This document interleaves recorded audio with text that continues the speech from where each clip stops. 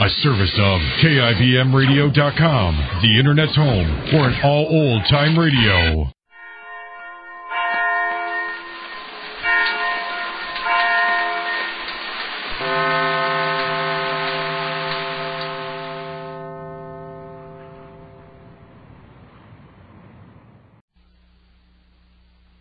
Good evening.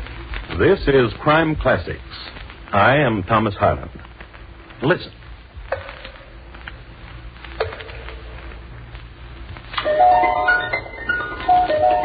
The man in nondescript uniform dropping stones into that well is a mercenary soldier, more recently a deserter. He's testing the depth of the well, the only way he knows, since a length of rope is not immediately available, and more complicated machines are as yet undiscovered.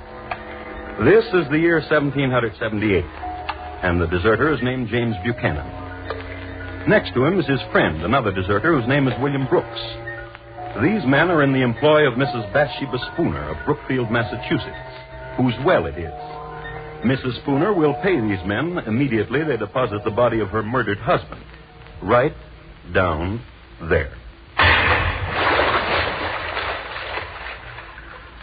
And tonight, my report to you on the crime of Bathsheba Spponer, the first woman to be tried for murder in the United States.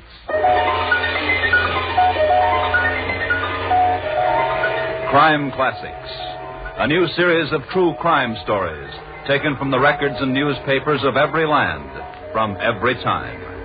Your host each week, Mr. Thomas Hyland, connoisseur of crime, student of violence, and teller of murders.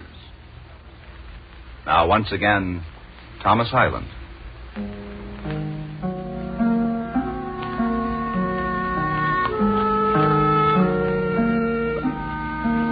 The place is Brookfield, Massachusetts, the year 1778. Scene, the home of Joshua and Bathsheba Spponer, a large and respectable dwelling, 2 stories in height, situated on the north side of the road from Brookfield to Webster.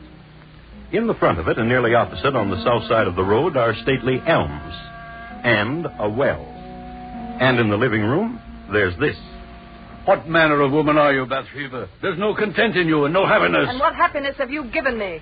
A life that dies quickly, cooking and sewing, and from you, drunken sleep. And you've not answered me. You would like to see me dead, would you not? Listen to me, Joshua. When you returned this morning from Webster, my heart sank in me. I'd hoped you wouldn't come back. That I would have an accident.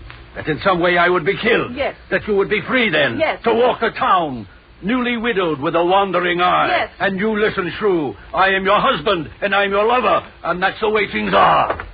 Old man! Old man!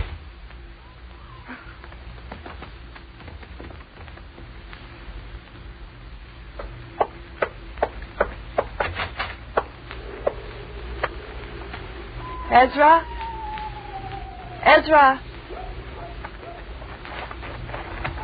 I've been waiting. Bathsheba. Wait. No more waiting, Bathsheba. The time I was away from you with your husband in Webster. The thinking about you. And there'll be more waiting. Until it's done. Until you kill him. I tried, but I could not. He asked me a question, my husband did. What manner of woman are you, he asked. Now I wonder. What manner of woman am I to love such as you, a youth? A boy who pretends to manhood. You without the courage to... The poison you gave me, there was no opportunity, Bathsheba. And a boy who lies. Opportunity. When it becomes nighttime, my husband becomes a drunkard. You know that. To empty the poison in the cup when you were with him, a simple thing like that you couldn't do. I swear it to you, Bathsheba. He'll die. When? Go to him now. To the tavern where he is. Empty the poison. I threw the poison away. With no courage. Bathsheba. Speak my name and bedevil yourself with it. Just kiss me, Bathsheba. No kisses. No secret whisperings. None of that. No more. Until my husband is dead. Laugh then. You'll see I mean it. There's a wench, Bathsheba, at the other end of town. And she watches me when I walk by. Then go to her. All right. Wait. Don't leave me. You almost let me go. Boy. boy.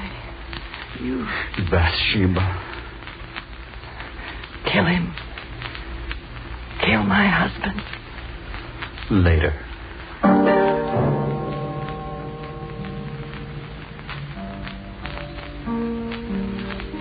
And that was Bathsheba Spponer. You've come to know her pretty well. You've seen her hating. You've seen her loving. There's more you should know. She was the sixth child of an illustrious man, General Ruggles. The general was a man of great wealth and lived in a style of unusual luxury for that day. He kept 30 horses and had a park of 20 acres for deer and a pack of hounds for the amusement of numerous visitors. He was a man intensely loyal to the British Crown and never hid his loyalties. And so, at the outbreak of the Revolutionary War, he was forced to give up his estate and to leave the country. His married life was also pretty bad, and he and his wife did not set a good example to his children in their conjugal relations. Bathsheba sprang from that kind of a household.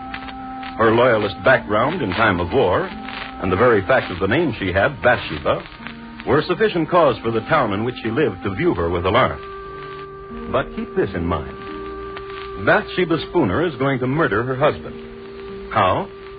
Well, let's see how time and motive and circumstance conspire to get a man violently dead. The man, Joshua Spponer.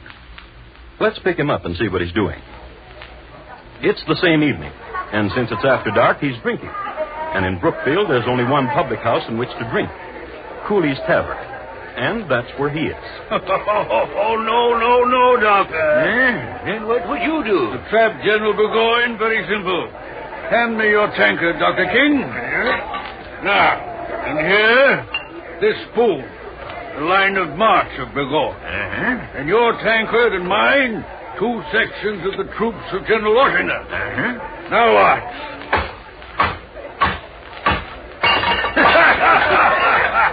And that's how we take care of General Burgoyne. Yeah. Barkeep, more ale.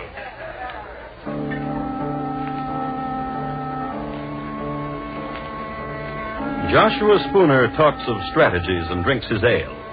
But mark this. Near the bar, another table. 2 men in nondescript uniforms, deserters from the army of General Burgoyne. Their names, James Buchanan and William Brooks. They've made known the fact that they've deserted the enemy, so their drinks are on the house and the appreciative customers. They're having a fine time. Drink your ale, Will. Make me a toast and I'll drink with you. And a toast you shall get. Burgoyne is a scurvy... Louder, Will, louder, else we'll pay for our own ale. Aye. A toast. Aye, I'll give you a toast to that scurvy, plump-bellied Burgoyne. May he rot in the wilderness. That is, if he don't drown coming across the St. Lawrence. Gentlemen. And a merry evening to you. Joshua Spponer is my name, and it would do me proud if you would permit me Ale is what we're drinking, sir. Ale for the patriot! And patriots we are, indeed, to goodness. Oh, yes. We joined General Washington, sir, and his colonials. You should know that. And from here, we go to Worcester, where a column of Washington's hearties ale. To you, sir, and thanks to you. My pleasure.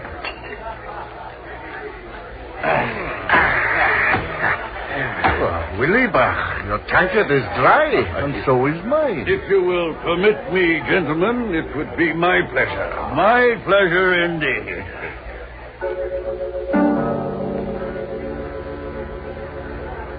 It would be Mr. Spooner's pleasure indeed to buy the lads more ale, as was the custom. True, it was 1778, but the etiquette was the same. Nothing too good for our boys. And the deserters in Cooley's bar were off to join our boys. As a matter of fact, it was Mr. Spooner's pleasure to direct James Buchanan and William Brooks to Worcester to become soldiers in Washington's army. It just happened that one of the landmarks that Mr. Spponer gave the lads went something like this. Now, mark you. A pile of elms and a well. And across the road from it, my house. When you pass there, you'll be leaving Brookfield. and you will know you're on your way. We'll have another ale before you leave. You're a gentleman if I ever met one. Oh, a true one, James, my lad. A real gent.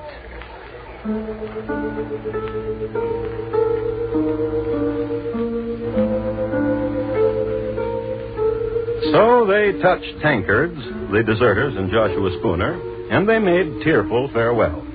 And the deserters left and walked the road toward where the elms were, and a house, and a well. Let's go on ahead of them. Let's get back to the lady. Bathsheba's home. Bathsheba's fixing her hair.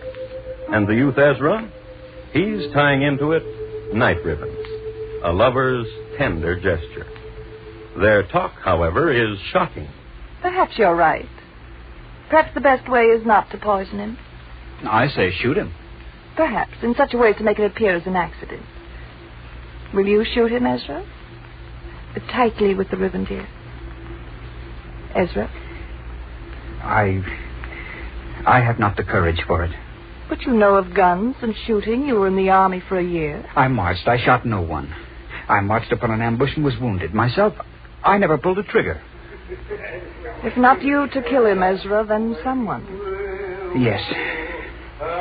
Turn from your mirror, Bathsheba, and look at me. Oh, listen. You hear? Yes. Drunkards. Someone. Go to the window. Drunkards. 2 of them by the moon. British deserters. I've seen them in town. Call to them. Bathsheba. Call to them. Hello! You there! What do you want? I'll talk to them. A lady wants to talk to you. A lady? At a lady's service any time. Let them in, Ezra.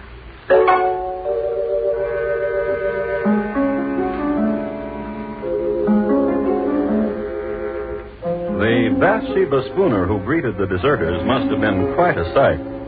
Tall, long hair, and blue ribbons. There must have been a fire in the fireplace, and in all probability she was standing in front of it. Her manner was gracious, and she was smiling. Ezra served the liquor. All in all, it was the nicest thing that could possibly have happened to 2 fellows who had deserted General Burgoyne. And now, gentlemen, a question. We bow. Bow, James, my lad. Say on, my lady. How would you gentlemen like 500 pounds to see you on your long journey? Merchanult would warm the cockles, wouldn't it, Will? Twould. Does that answer you, my lady? And what would you do for it? There is nothing that Will and I have not done, and for less handsome payment from less handsome women. Far less. Kill my husband. This lad, the one you call Ezra. Come here, lad. The extra skinny ones don't take long for twisting. Not him. Not Ezra. Not him, Jack. Then who? My husband will return from his drinking. Will you wait for him? Kill him? When he returns, meet him outside at the door and greet him. Will you? Not only for the money, dear lady, but with the pleasure of your presence to 2 tired soldiers.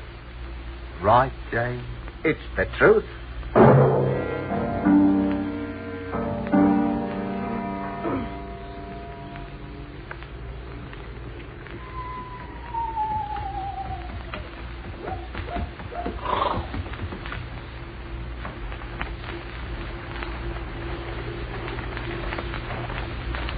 You be the master of this house. Huh?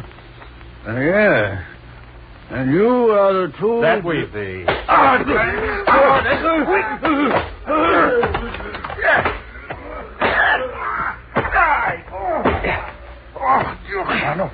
This one was a struggler, eh, Will? Get the woman. And the one she calls Ezra. Aye.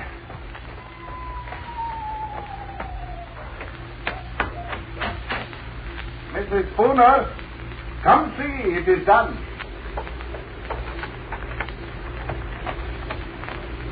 And a tidy job, if I say so myself, Mrs. Spooner.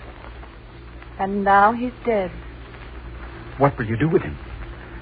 There's a well across the road. Aye. Give us a hand, James. And you, Ezra. There. I'll walk with you.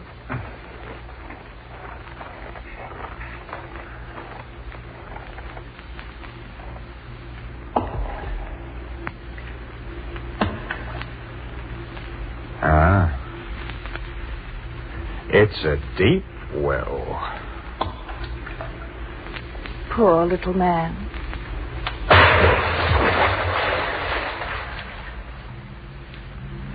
And that's how Joshua Spooner died. And that's how Bathsheba Spooner killed him.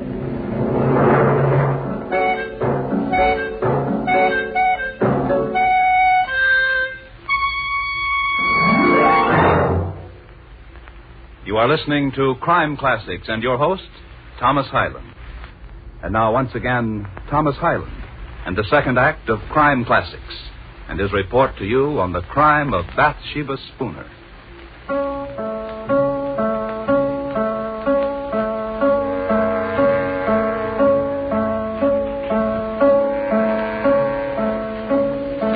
Listen to this. It's awful and dread, this tale that I tell. Joshua Spooner lies dead in a well in Brookfield town in 78 from 6 stout whacks across the pate. Small poem by an anonymous contributor to the Worcester Spy, the local newspaper of the day. A change of scene now. Across the road from a cold well into a warm living room. Tableau, 4 people. Mr. Spooner was such an elegant man. What will become of his clothes in his closet and his horse? You may have them. Come away from the window, Bathsheba. Here, to me, close. The stars are dancing. You're shivering. Are you cold? No. Will is very weary, Widow Spooner. We'll not go on to Worcester tonight. Then wait till morning. You can make a place for yourselves in the barn. But the money we'll have now, and the clothes and the horse. Yes, all of it. Ezra. Yes? In the morning, you will go to Cooley's Tavern. Inquire of Joshua. Tell them he's not been home. Tell them I'm frantic for his welfare. Yes. Good night, gentlemen. A very good night.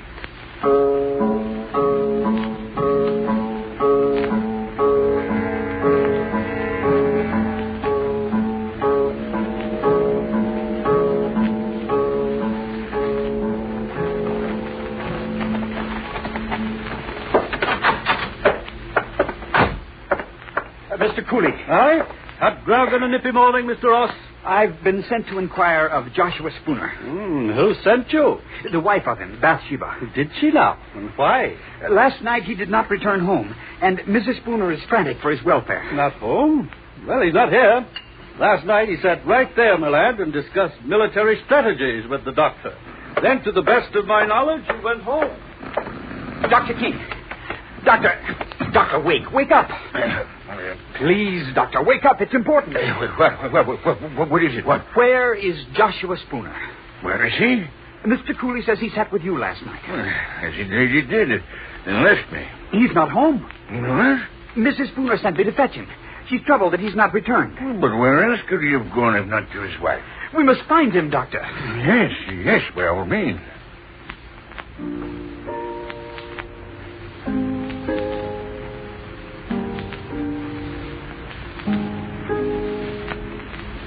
Ezra did that very well, with the precise shading of alarm in his voice, the concern.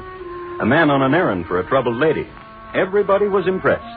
Mr. Cooley closed his bar.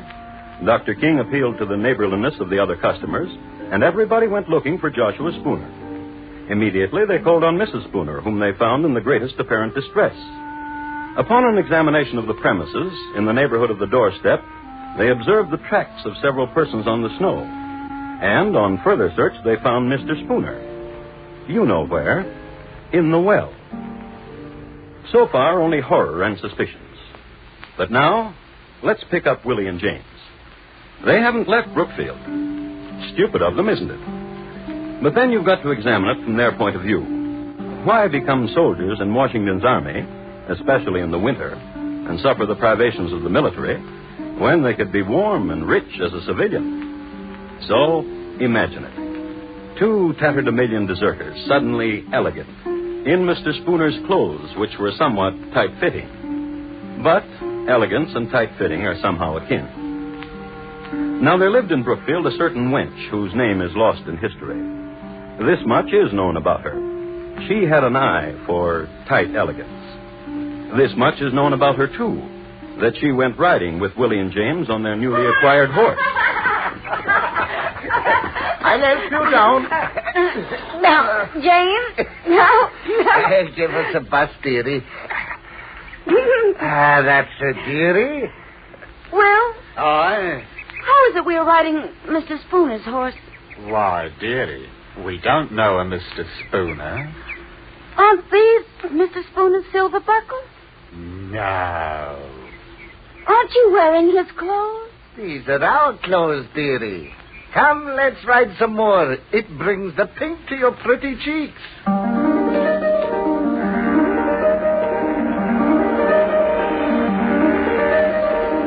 But the cat was out of the bag. The girl told her mother, and her mother her father. And it so happened that her father was at that moment on his way to look for the murderers of Joshua Spooner. So the father told some neighbors, and they located James and Willie. Brought them all together. The 2 deserters, Ezra and Bathsheba. And this is what happened.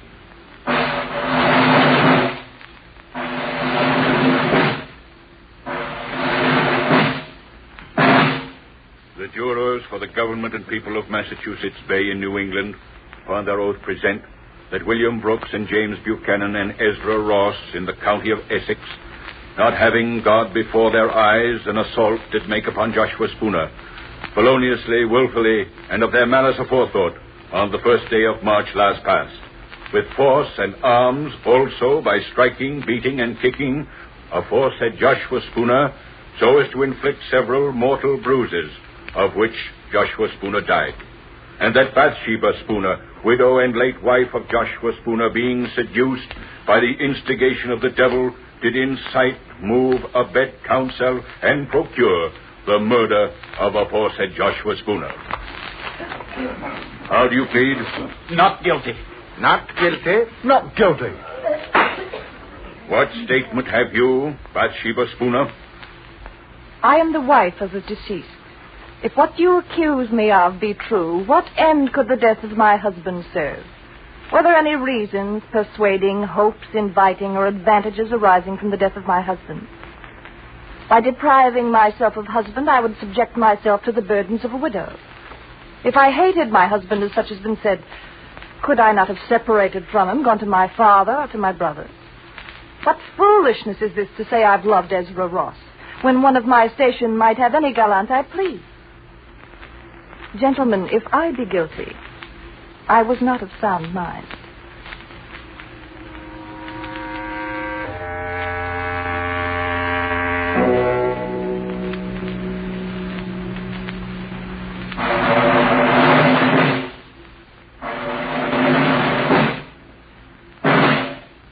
To the sheriff of our county of Essex, greetings.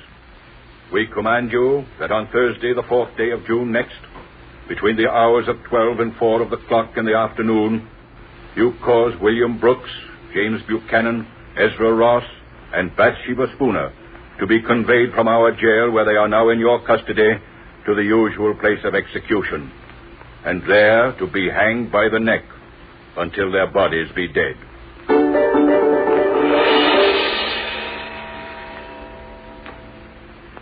The motive, the crime, and the sentence. Justice was simple. And quickly, too quickly for the 4 prisoners, the 4th day of June. This is a copy of the Worcester Spy dated that day that I have here. I'd like to read from it. It was about 2:30 of the clock in the afternoon when the 4 criminals were brought out of prison and conducted to the place of execution under a guard of 100 men. The 3 men went on foot. Mrs. Spooner was carried in a chaise, being then, as she had been for several days, exceedingly feeble. The procession was regular and solemn. Just before they reached the place of execution, one of the most terrific thunderstorms that had occurred within the memory of the oldest inhabitant darkened the heavens. There followed an awful time. The loud shouts of the officers amidst a crowd of 5,000 people. The horses pressing upon those in front. The shrieks of the women in the tumult and confusion. The malefactors slowly advancing to the fatal tree, preceded by the dismal coffins. The fierce coruscations of the lightning athwart the darkened horizon, quickly followed by loud peals of thunder, conspired together and produced a dreadful scene of horror. It seemed as if the author of nature had added such terrors to the punishment of the criminals as might soften the stoutest heart of the most obdurate and abandoned. At length, the place of execution having been reached, Ross, Buchanan, and Brooks ascended the ladder to the stage. Our Father, which art in heaven, hallowed be thy name. Ross made an audible prayer. The other two were engaged in silent devotions until they faced the noose. Mrs. Spooner, as she approached the tree, was seen to bow gracefully to many of the spectators with whom she had been acquainted. Then she crept up the ladder on her hands and knees. When the eyes of the malefactors were covered and all was ready, Mrs. Spooner took the sheriff by the hand. And for the first time, Bathsheba Spooner accepted the verdict of justice. My dear sir, I am ready. In a little time, I expect to be in bliss. And but a few years must elapse when I hope I shall see you and my other friends again.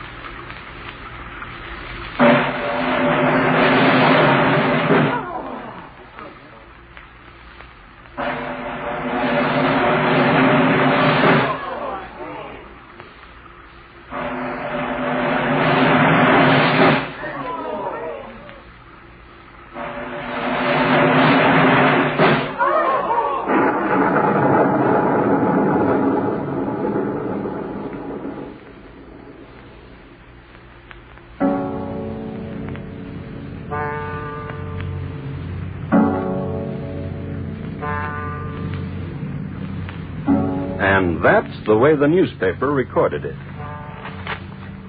This has been my report of the crime of Bathsheba Spooner, the first woman tried and executed for murder in the United States.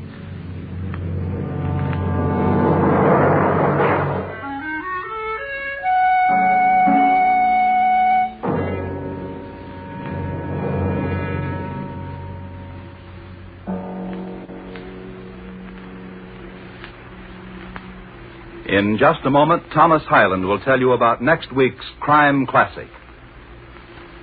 And here again is Thomas Hyland. Next week, we'll be with you at the same time, although geography and year will change. The place? Pimlico, England. The year, 1879. My report? On the shockingly peaceful passing of Thomas Edwin Bartlett, greengrocer. Thank you. Good night. Bathsheba Spooner, tonight's crime classic, was adapted from the original court reports and newspaper accounts by Morton Fine and David Friedkin. The music was composed and conducted by Bernard Herrmann, and the program was produced and directed by Elliott Lewis. Thomas Hyland is portrayed on radio by Lou Merrill. Bathsheba Spooner was played by Mary Jane Croft. The cast included Herb Butterfield, Sam Edwards, William Johnstone, Georgia Ellis, Tudor Owen, and Ben Wright. Bob Lamont speaking.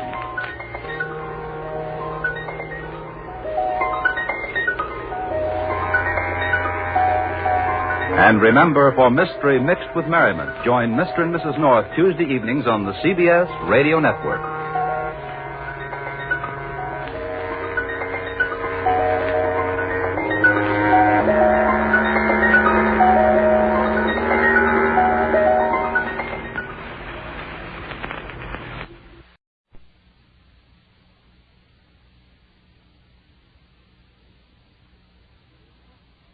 Good evening. This is Crime Classics. I am Thomas Hyland. Listen.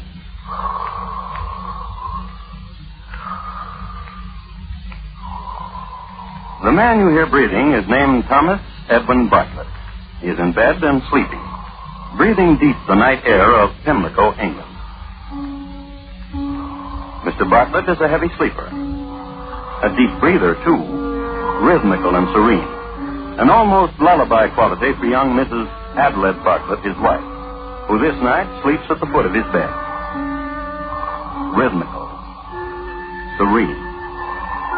And just at the stroke of midnight, just when a new year has begun, Mr. Bartlett stops breathing. Mr. Bartlett has just died from having drunk too much chloroform, of all things. His wife wakens, sees it is a new year, and celebrates.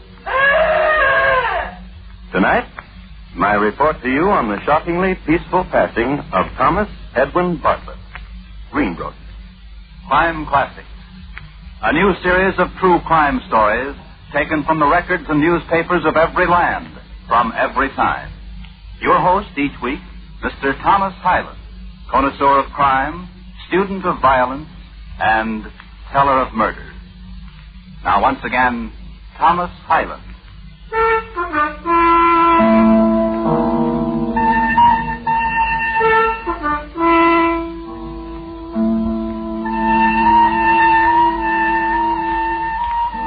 When you heard Mr. Bartlett die, it was New Year's Eve in the year 1885.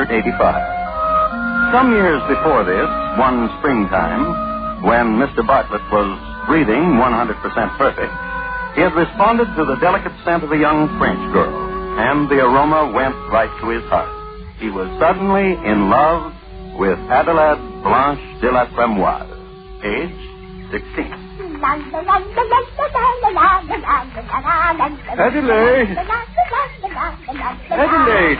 Stop skipping rope. I'm talking to you. You made me miss Zoot. You shouldn't say zoot, my dear. It's an immodest expression. Zoot, zoot, zoot, zoot. I'm sorry I made you miss. I apologize. I accept. And now will you do something for me? Anything. Of this you are sure? Anything, I swear it. Bon. Take this rope and tie an end of it to the tree. And hold the other end and turn it. And I will jump. Don't you ever get enough of the sport? Zoot, tie the rope. Very well. Adelaide. Oui? Do you like me? Oh, very much. However, What? you puzzle me.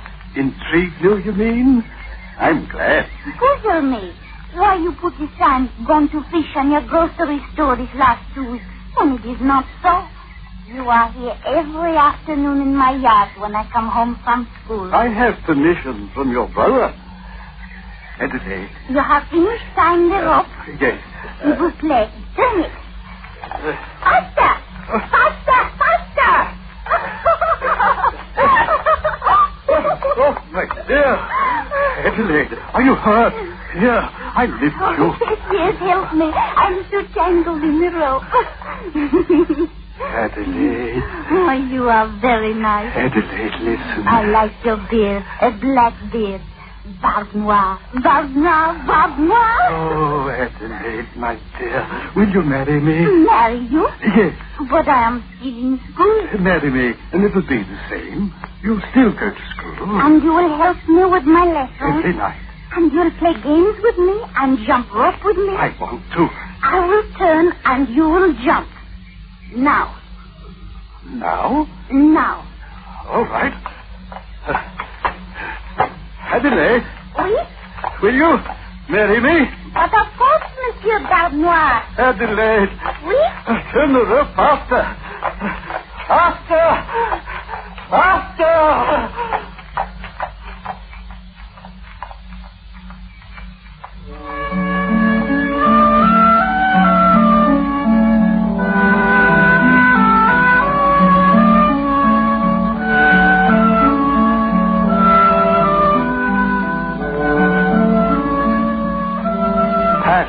In Pimlico. Participants, Thomas Edwin Bartlett and Adelaide Blanche de la Tremoise. And a good quality skipping rope, which latter, it might be mentioned, came from the shelves of Mr. Bartlett's grocery store, and which, coiled neatly, was his first gift to her. It was a springtime romance and an honorable one. They got married. And according to Mr. Bartlett's word, the marriage progressed to each one's satisfaction. Mr. Bartlett continued at the grocery store, and Adelaide was still a student. It is a matter of record that she was a good student in the subjects of geography, history, and botany. But it is also a matter of record that one day she brought home with her a note from her teacher. Dear Mr. Bartlett, Here is your wife's last examination paper in algebra. As you see, the grade is 43. Her square roots are especially weak, as are her solving equations with two unknowns. Something must be done, else your spouse will not pass into the next form. Sincerely, Edgar Becker, Esquire. P.S. I will be glad to tutor your spouse after school hours. Signed, E.B. Esquire. Adelaide, why are you crying? I am not a good wife. You are wrong, my dear. I am not a good husband. I should have been helping you with your algebra. But you help me so much with my lessons. And you get tired and you go to your room and sleep. Oh, husband. Yes? I do not wish it anymore. I do not wish school. I want your school and Mr. Becker to be proud of you. No.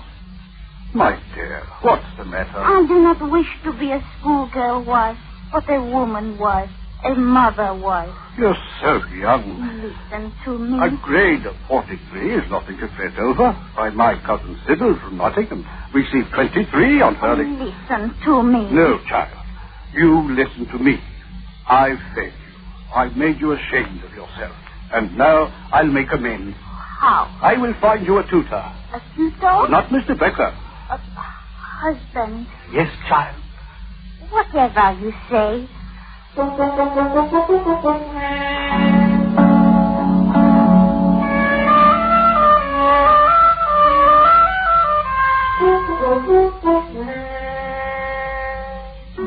Trouble in Pimlico. Simply this. The girl wanted to grow up, and her husband wouldn't let her. He told her she'd grow up soon enough, but right now she should play and run and scamper. This period in the married life of Thomas and Adelaide was marked by two events. The first, his presenting her upon her birthday with a game of the mind, domino, hand carved, imported from Persia. The second, a tutor, a veritable quiz in algebra, imported from Bristol. A young man of 21, accomplished in the 3 R's and other branches of learning. He doted on chemistry, for instance, and one report has it that he was forever indulging himself with practical jokes at the school, with chloroform. They say his headmaster constantly fell asleep while admonishing him. His name? George Dyson, Adelaide, your tutor. This is my wife, Adelaide. At your service. Here is your book. Open it to page 1. A minus 1 equals 0. Therefore, A equals 1. You understand that? No. Sit by me. I'll teach you. I'll leave you two alone. Now. Mr. Dyson. Yes? You are very young. You are very pretty. Tutor me. Since the minus quality of 1 changes to a positive quality as you transpose the integer to the right side of the equation mark, it is obvious then if x minus 1 equals 0, then x is equal to 1. Quite obvious indeed. You are a very good tutor. Did your husband tell you I was to live here? Yes, he did. If x minus 2 is equal to 0, what does x equal? 2. I'm proud of you.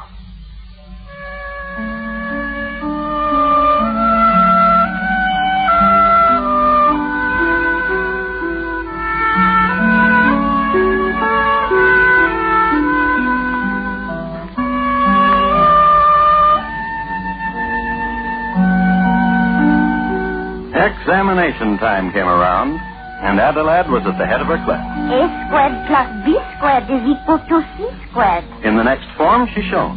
Algebra was her strongest subject. One day, Mr. Becker was astounded when Adelaide stood right up in class and said, The cube root of A cubed minus 3A squared B plus 3AB squared minus B cubed is A minus B. Then came geometry. George was also a whiz at this. More so. George, cher tutor. Stop there. Pay attention to your lesson. George, please. Please what? Please kiss me. First, the theorem. 2 triangles are congruent when the 2 sides and the included angle are coincident. Please kiss me. All right. How do I earn my next kiss?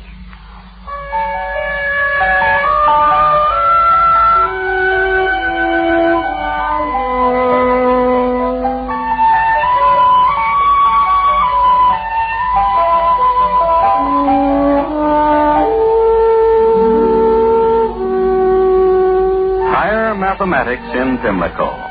On to trigonometry and the youth. Wife and tutor caught up in the mysteries of logarithms and sines and cotangents and secants. There were field trips, too, to the garden, because George Dyson Tutor believed in practical application of theory.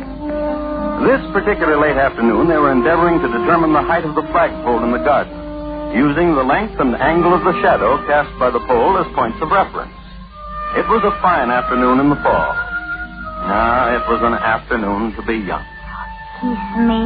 You always ask me to do that, Adelaide. And you always do kiss me. Now, suppose your husband should walk out here and see us. He knows about us. You're joking. I'm not. He knows. Surely. Oh, do not worry. He is... Kiss me. All right.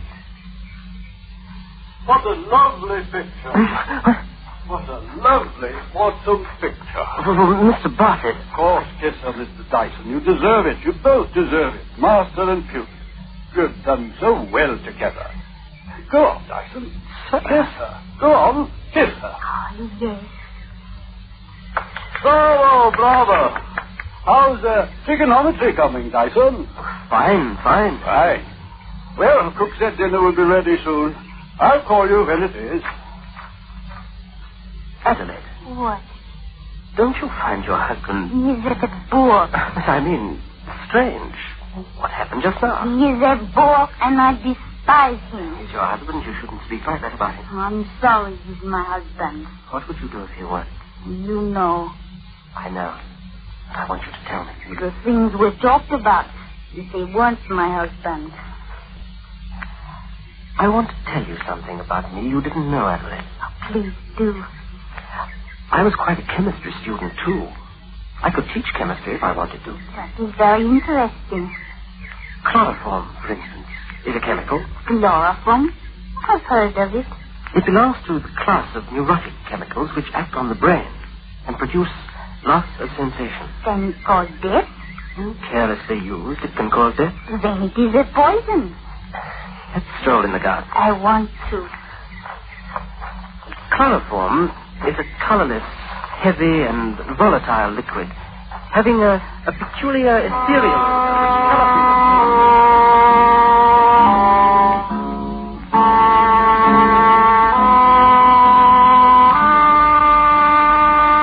And so they walked hand in hand into the sunset, and they spoke of many things: husbands, autumn roses, cabbages, kings, and chloroform, which is a very deadly poison.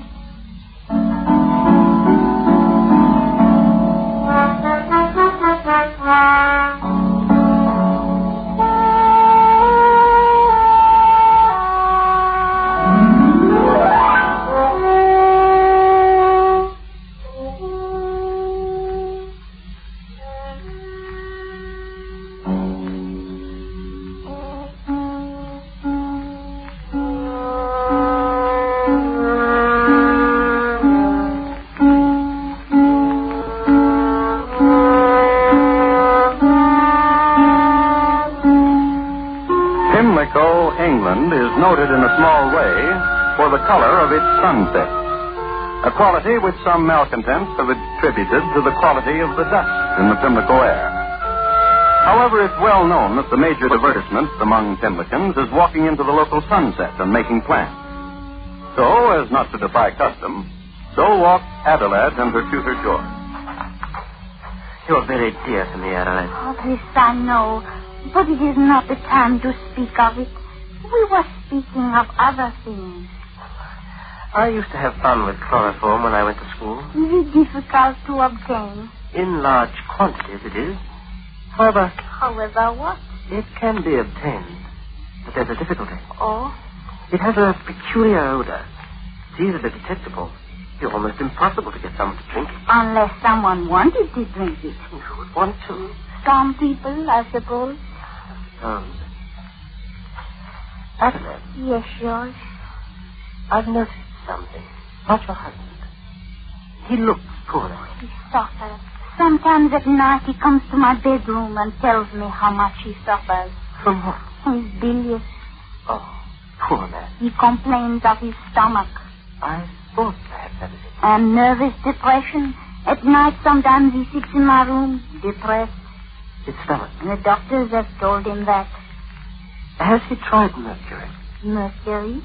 Much easier to obtain than chloroform. I could stop at the apothecary's after dinner. Do stop. His stomach is much worse after dinner.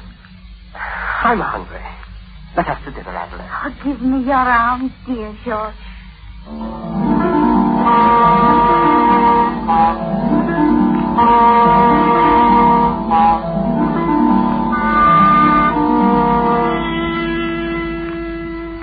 The maidservant was just setting the suckling pig on the table when the young folk entered.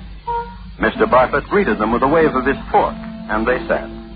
The dinner was a success, and as usual, Mr. Bartlett exhibited his clean plate for the applause of his wife and her tutor. Over fruit and cheese, George Dyson begged to be excused. I'll be back in a shake, Mr. Bartlett, with a surprise for you.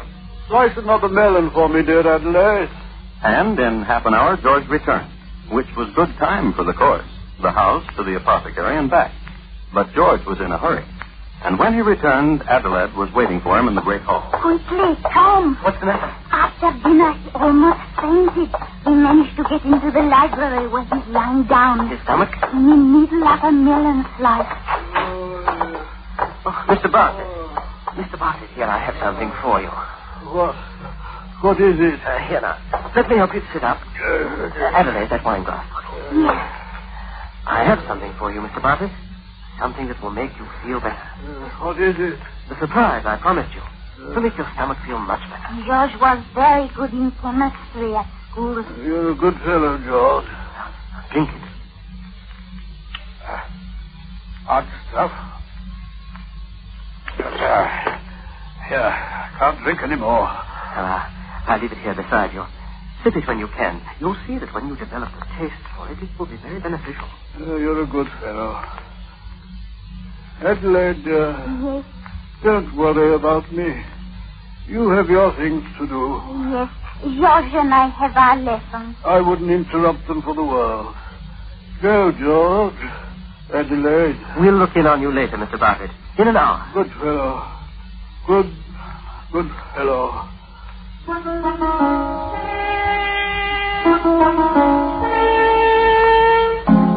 Mr. Bartlett's stomach quieted after a while, and lying there, he had a thought that perhaps it was George's surprise that did it. So he forced himself to sip again of the glass. However, in time, Mr. Bartlett did develop a taste for mercury and made it a habit to indulge in a sip after every meal. Somehow, his stomach responded suitably, and his complaints were not nearly so many. Of course, it should be noted that Mr. Bartlett would reel suddenly and fall down at odd times, and then he was constantly bumping into things, and his teeth dropped out.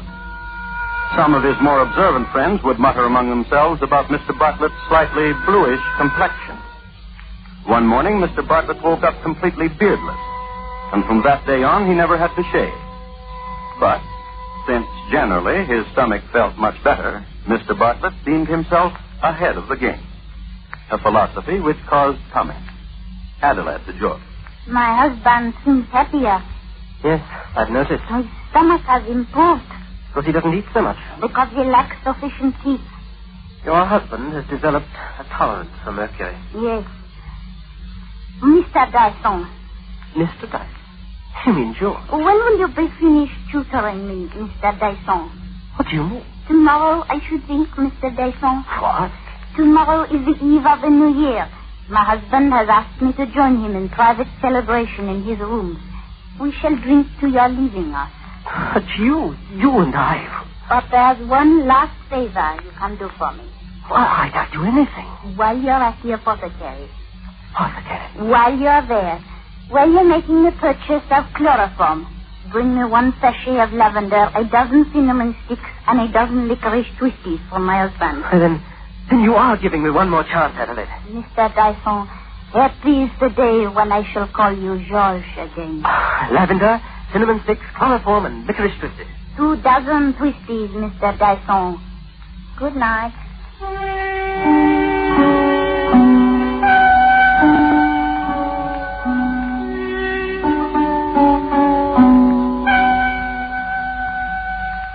It's 11 o'clock, Adelaide. 1 hour until the New Year and our anniversary. 6 years. Thomas. Yes, my dear. You remember how you used to come and watch me jump rope? I had a beard then. And I called you Bartlett. A drink. 6 years, Thomas. We have been married. Drink. I have had enough drink. You finish the bottle.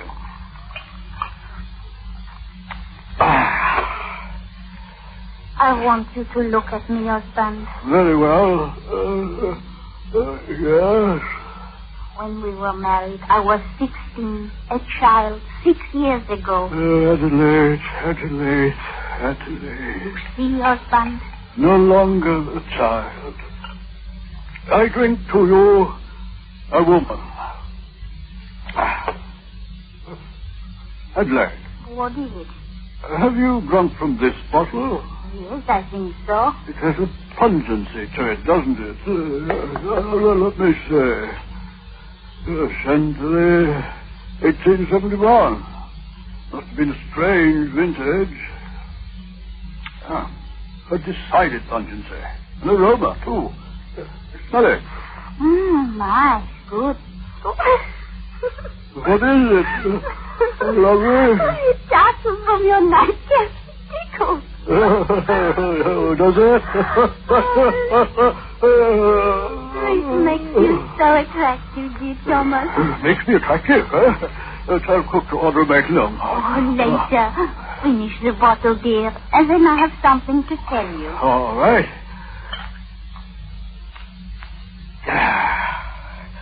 Now, what is it you have to tell me? Oh, you confess it now, do you not, that I am a woman, an attractive woman, yes, and finally a wife, my husband. 6 years now, and you have observed me only as a child and a treated me as...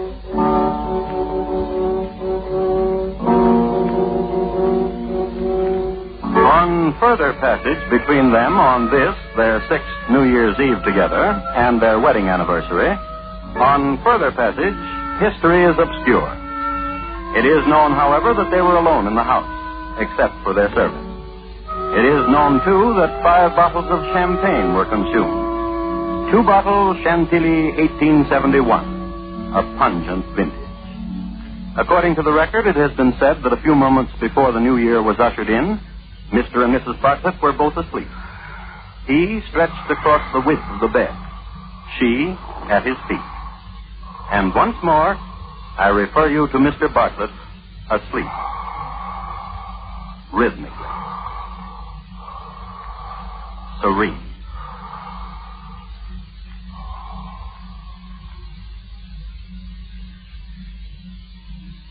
Thomas? Thomas?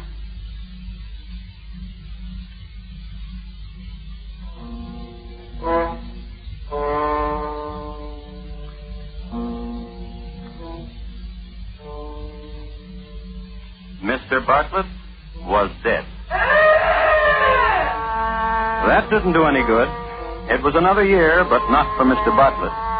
For Mr. Bartlett, a post-mortem examination. For his stomach, evidence of having contained a considerable amount of chloroform. So there was a coroner's inquiry. And there was a verdict of willful murder against Adelaide Bartlett and George Dyson. At the trial, each made a statement protesting their innocence. Yes, it is true that I purchased chloroform at various apothecaries, and it is true that the total amount I purchased thereby was sufficient to cause death. However, I used the chemical merely to clean spots from my clothing. I have many pieces of clothing and believe neatness is next to righteousness. It is true also that I became attached to Mrs. Bartlett, but only because she was well versed in matters mathematical. It was a constant source of joy to me to be able to sit and speak with her of an evening of theorems and theories and postulates and corollaries. I loved my husband. He encouraged me to pursue studies of various kinds, and this I did to please him. On the night of his death, my husband was in good spirits and drank heavily. He, I must confess, was never more attractive. But he fell asleep, a deep sleep. From this he never awakened. I never know why. Nor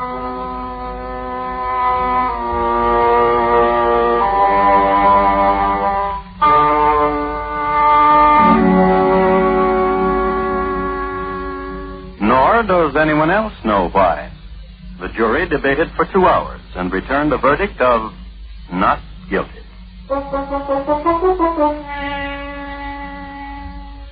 History at this point again becomes obscure. It is not known whether George or Adelaide ever saw each other again, whether they ever again tasted together the dusty fruits of a Pimlico sunset, whether there were any more math lessons or talks of matters chemical. But it may be safe to assume that some of the dust breathed by the Pimlicans on evening walks, some of it has been contributed by George and Adelaide and Mr. Bartlett. You might be interested in knowing where once stood Mr. Bartlett's grocery store, now stands an apothecary. This is all the information I have.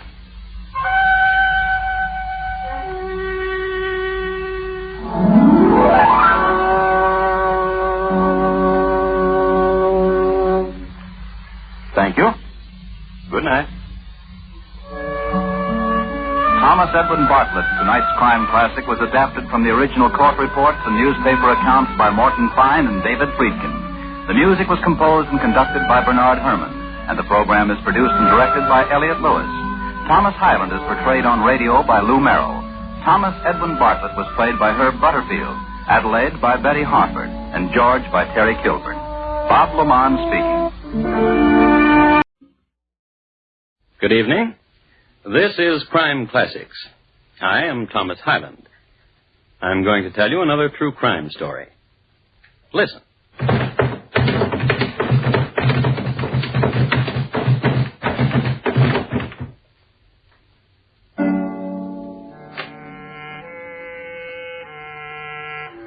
The man who just fell down the stairs is Colonel James Fisk, Jr. Although the colonel is a man given to the consumption of dozens of Blue Point oysters and bottles of heady wine at a sitting, his friends were given to pointing him out as a man inordinately steady on his feet. So why did he tumble down the stairs?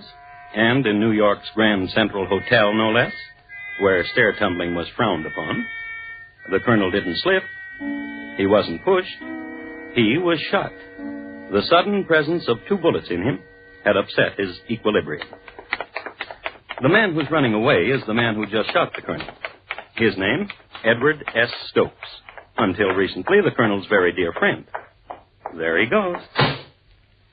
And tonight, my report to you on the checkered life and sudden death of Colonel James Fisk, Jr. Crime Classics.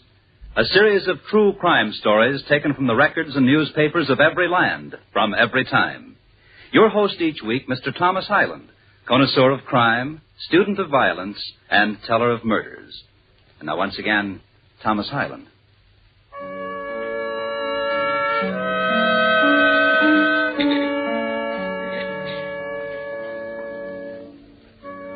Colonel Fisk lay at the bottom of the stairs a few minutes before 4 o'clock on a Saturday afternoon, January the 6th, 1872. He was dying. His life was coming to an end. And he would be sorely missed by his family, Mrs. Fisk and the children, and by his intimates, among whom were Jay Gould, Boss Tweed, and the heavier stockholders of the day. A man dying, and I know the precise instant when his dying began. It started some months ago in a rather ornate house in Washington Square.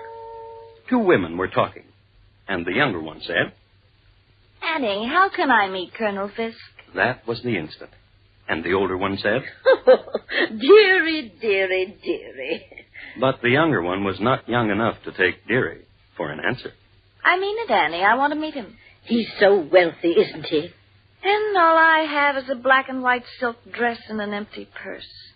So very empty, dear Annie.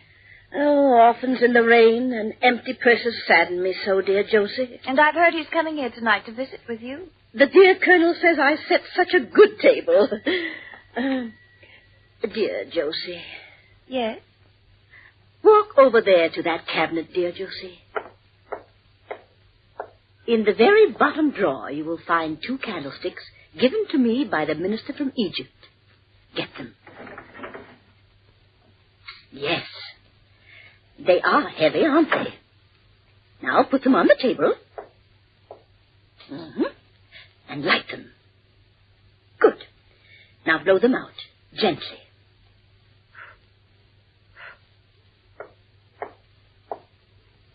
Well, Annie? Dear Josie, will you join the dear Colonel and me for dinner tonight? So nice of you to ask. I'd be delighted, dear Annie.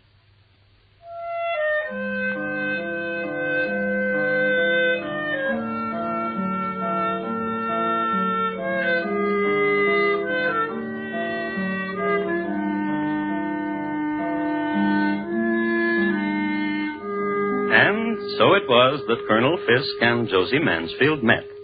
It was a highly successful meeting. I kiss your hand, Josie. You're a very sweet man. Isn't she a dear? So lovely. And so poor. So sad. The Colonel was a man easily touched. And this was the era for young widows, beautiful and penniless. It was the era for weeping at the mere thought of such a situation. It was a decade of compassion and champagne.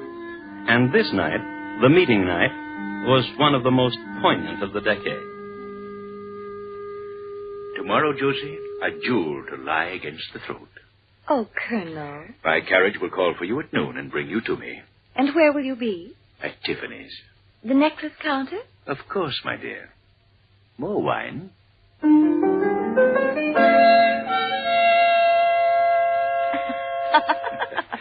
Diamonds become you. Oh, Colonel. Oh, Colonel.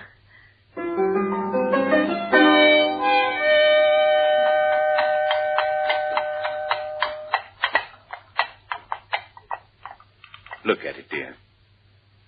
Do you like it? It's very nice. And it's all yours. Oh, thank you. I've always wanted a home of my own. And servants of my own. 6. Kiss me, Colonel.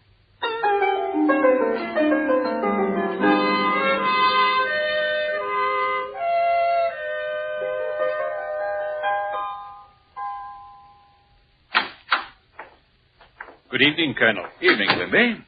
This is Mr. Stokes. May I take your cane, sir? Thank you, Quimby. The mistress is in the drawing room. She's waiting for you. This way, Stokes. Hello, Colonel. And you must be the Colonel's best friend, Mr. Stokes. I hope this is no imposition, ma'am. Preparing dinner? Certainly not. I just sat here all day, listening to the new present the Colonel sent me, while the servants made ready. Do you like the new music box, my dear? It reminds me of you when you're away from me. Such a pretty speech. How fortunate you are, Colonel. Oh, wait till you taste her pheasant a la Esther. I can hardly wait. Now, will you two excuse me for a moment? Where are you going, Colonel? I left a small package for you out in the carriage, my dear. And of course, we'll excuse you. So, you're Mr. Stokes. So you're Josie. I must say he was right. You are elegant. He was right. You are very lovely. You're younger than he told me. And you're... What? You are. Will you help me light the candles? Josie. Will you help me with the fireplace? Josie. The music box is run down. Will you... Josie. You won't help me with anything. You're wicked. Yes, I am. You're very wicked.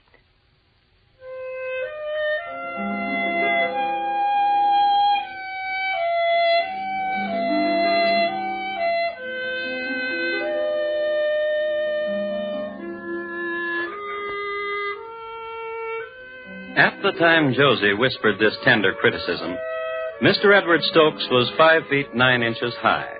His head was covered with glossy curls, his complexion clear, his features regular, and his eyes dark blue. He was dressed in the height of fashion, and his diamond studs gleamed brilliantly.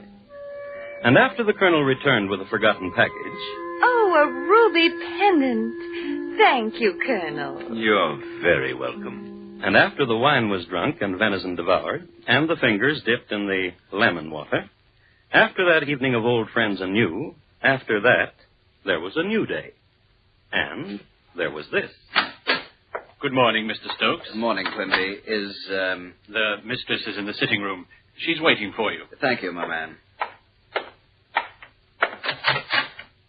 Josie. Edward. Oh, wait, Edward. I was out this morning early shopping. Here, I bought something for you. Open it. Josie, a pearl stick pin. But there was no need for you to... Oh, yes, there was. Now be quiet.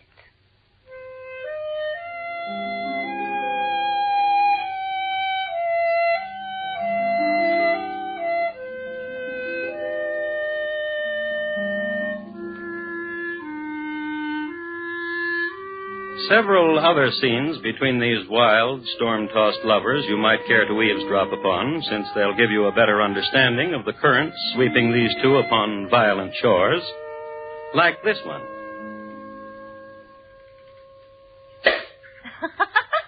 The best champagne in New York. Now take off your little shoe.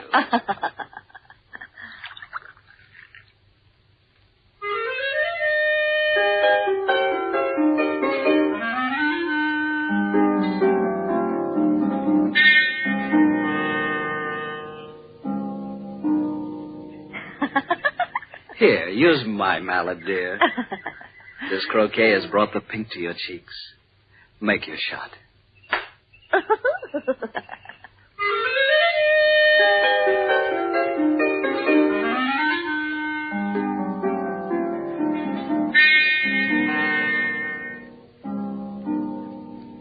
As is always the case in skullduggery of this sort, there is an in the meanwhile. So, in the meanwhile, in the Park Avenue home of Colonel James Fisk, Jr., the colonel and his lady, the children have been tucked away for the night, the servants snug in their quarters, as were the animals. A quiet hour, an hour for a man and his wife, and for family discussion. You fool! You cheat! Blackguard! Dear, the children, you'll awaken them. A woman like that. Have you no compassion in your heart? She's a widow. Ha, ha. Alone in the world. I am but her advisor. Ha, ha. Now that's all you are. What are you talking about? But all of New York is saying. And that is? Ha, ha. And that is?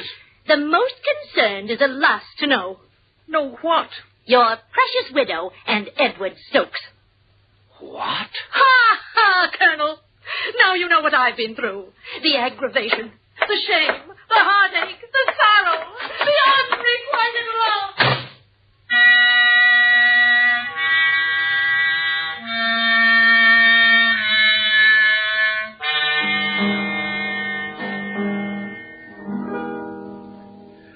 I'm sorry, Colonel. It's so late at night. Quimby, where is... The mistress is in her boudoir. Go awaken Who her. is it, Quimby? It's not Mr. Stokes, ma'am. Why, good evening, Colonel. What's this I hear about you and that scamp, Edward Stokes? Why, what have you heard? That you and he... Who told you that? My wife. You'd better go back to her, Colonel. Then it's true. I love him very much. Josie. Go back to your wife. I warn you. You warn me? You, Colonel? Listen to me. I'll ruin you. Please. Go home. You and Edward Stokes. Mark my word. I'll ruin the both of you. My promise to you, if it takes the rest of my life.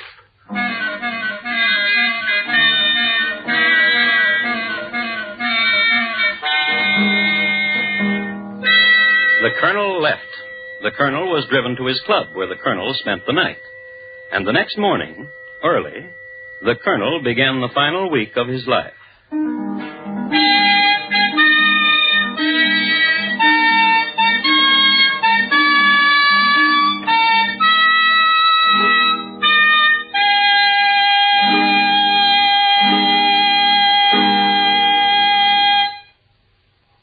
You are listening to Crime Classics and your host, Thomas Hyland, and his report to you on the checkered life and sudden death of Colonel James Fisk, Jr.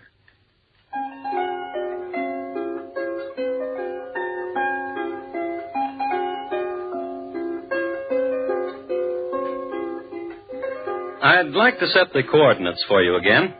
Take a reading of exactly where we are in time and space. The year is 1872. The place is New York City. Now, 1872 was a vintage year for pearls in the bottom of champagne glasses, of fatted railroad stocks, and the diamond harvest was spectacular. The term rags to riches was coined on a day in this year, when a raggedy sewing machine girl was summoned from her chores, taken by the hand, dressed in silk, then released into a gilded cage. New York City at this time was a center for many similar dramas, one of which we're concerning ourselves with. Colonel James Fisk, Jr. had compassion for a widow named Josie Mansfield. Josie Mansfield had compassion for the colonel's friend, Edward Stokes. The colonel, upon hearing of this arrangement, immediately went into action, in a colonel-like manner. Your Honor, I want to swear out a warrant for the arrest of Edward S. Stokes for embezzlement. Why, certainly, Colonel. We'll have the culprit in jail in no time at all.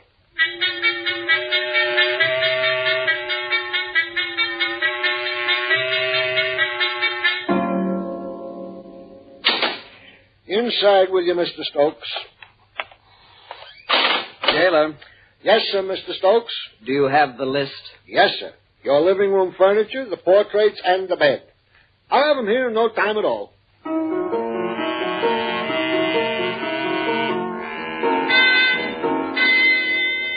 Edward Stokes was a model prisoner for 2 days. He was then released when the charge against him was dropped. Not to be outdone, he went into action in a manner which gained the plaudits of his cronies. Your Honor, I want to swear out a warrant for the arrest of Colonel James Fisk, Jr. for false imprisonment. Why, certainly, Mr. Stokes. We'll have the culprit in jail in no time at all.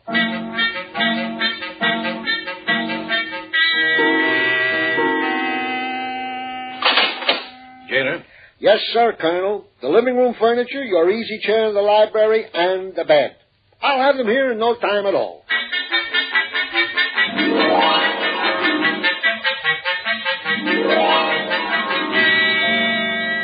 War of nerves, tactics, and strategies, and reprisals. And the real victors, the gatherers of the loot, the lawyers. So the colonel and Mr. Stokes called a truce, waved white napkins at each other across a gleaming table at Delmonico's. Stokes, I think we both acted like children. I agree with you, Colonel. Let me fill your glass. Yeah. A toast. To a friendship. Our friendship, Colonel. Enough of jails and lawyers and arguments. Life is too short. I'll drink to that, too. Colonel? And we can settle our affairs like men. I'll drink to that, too. No, wait. Let's settle our affairs first. Delighted. There is only one thing which stands in our way. Obviously. Josie Mansfield. You're right. Stokes, you're not ever to see her again. Colonel? You agree? Colonel, you're a fat, stupid fool. I accept that. But you're never to see Josie Mansfield again. Josie told me that if I saw you, I was to tell you you are a fat, stupid fool. And you are. I warned you once, Stokes. I'm not going to warn you again. Then I'll warn you. If you make any trouble, Colonel, you won't live to enjoy it. My promise to you.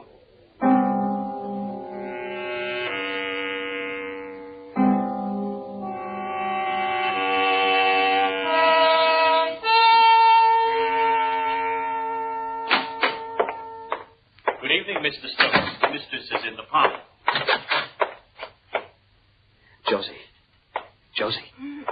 Josie, wake up. Oh, Edward. How nice, Edward. Dearest, listen. It's important. Are you awake? Well, of course, I just drowsed off. I was reading, waiting for you, and now you're here. Josie, listen. It's about Colonel Fisk. Oh, please don't talk about him, not now. He's ruined me. What are you talking about? I'm a pauper. You? Why, you're one of the wealthiest young men in No, not now. I don't have a penny. What happened? The stocks I had, all my assets. Well? The colonel forced down the value of the Erie Railroad stocks, wiped me out. Oh, Edward, I'm so sorry. Josie. Yes? I'm poor now. Do you want me to leave? Never come back? Darling Edward. Darling, dearest Edward. Josie. We'll beat him. We'll destroy the Colonel, you and I together. That's impossible. He's too powerful. He's a weakling. What? I can prove he's a weakling. He writes letters. Letters? I saved them. And that's not all. What do you mean? Dealings he's had. Dishonest business dealings. Would you like to look at them? Dearest Josie, I love you so much.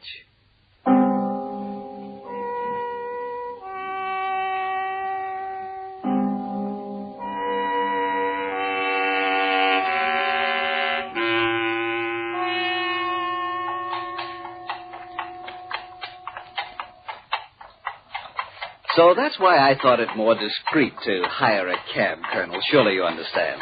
I must tell you, Stokes, when I agreed to meet you, to ride with you in a hired hack at night... I explained the necessity of secrecy, Colonel. As indeed you did not. You merely said secrecy. That is why I must tell you I am confused. Have you made another decision about Josie? A tentative decision, Colonel. Tentative? Yes, it depends on you. Oh? I need money. I know. Badly. I know. Colonel? Yes? You love Josie very much, don't you? I understand you now, Stokes. I thought you would. Do you want me to reimburse you for the money you've lost? $250,000. I know. In return for which, you'll give up Josie. That's right. I'm sure there must be a name for you, Mr. Stokes. I'm sure of it. I had an experience last night. I had dinner at home with my wife. The children were with us. After dinner, I played on the floor with my children. I heard them laugh. I heard my wife laugh, too. And I laughed, too. And there was no other meaning behind my laughter except enjoyment of my family. Very touching. And rewarding. Then you're not interested in my proposal? I'll get off at the next corner, Mr. Stokes. Tell the driver. Of course. Next corner, cabby. Well, Mr. Stokes, give my regards to Josie. Tell her I'm truly sorry for what's going to become of her. Goodbye, Mr. Stokes. Colonel, wait. I'm sorry we have nothing else to talk about. Except the letters. What letters? You have a rich way with words, Colonel. I congratulate you. I don't understand. Oh, of course you do. The letters you wrote to Josie. I see. All of them. I see. They could ruin you. Perhaps. I remember one of the letters opened with, "Dearest Josie, my poor little widow, your sad tears still on my shoulders." $10,000. And another, "Dear Josie, this morning I was at Tammany Hall, and with Boss Tweed arrangements were made to relieve the city." $10,000. $250,000 for the letters, Colonel. 10,000, or you may publish them or do what you want with them. Surely you're not serious. Good night, Mr. Stokes. 10,000. Bring your letters to me tomorrow, and you shall get your money. Good night.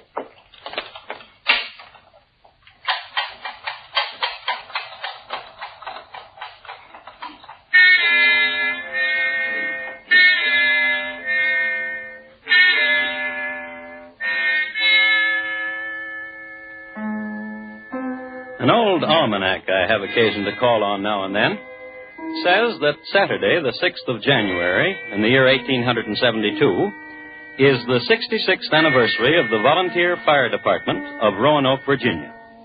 Also, it predicts the day will be cold and clear with high westerly winds. So, we'll make an assumption. On a cold, clear Saturday morning, buffeted by the high westerly winds, Mr. Edward Stokes made his way to the Wall Street office of Colonel Fisk. Here he received more coldness and $10,000. Here he deposited with the Colonel a stack of letters, wrapped in blue ribbon and sachet. Then Edward Stokes called on Josie Mansfield. He told her of the transaction. We must imagine that Josie's reaction went something like this. You idiot! You bumbling, spineless idiot! But Josie... I should have known better than to trust you with those letters. But $10,000 is better than nothing. If you'd had the courage... You told me 10,000 or nothing. If you'd had the courage, he would have given you everything he owned. Why, the mere possession of the letter dated June 16th, 1871 would have been a fortune 10 times the amount you got. But... But what? You have your jewels, this house. Surely you must be worth nearly $1 million yourself. I love you, dear Edward, but that's my money. You'll just have... What is it, Quimby? Miss Annie Wood wishes to speak with you. Tell her I'm busy. She said it's extremely urgent. Extremely urgent. Hello, Annie. Josie, dear Josie, and dear Mr. Stokes. Hello. The judge came to see me for lunch a little while ago. Judge? What are you talking about? Judge Tripler. Well, I don't see. He just come from court. He just signed a warrant. Yes? For the arrest of dear Mr. Stokes on the charge of blackmail. Colonel Fisk? Yes. The dear judge told me that the colonel asked him to sign such a warrant. Josie. Yes? We'll be seeing each other more often. Won't we, dear Josie?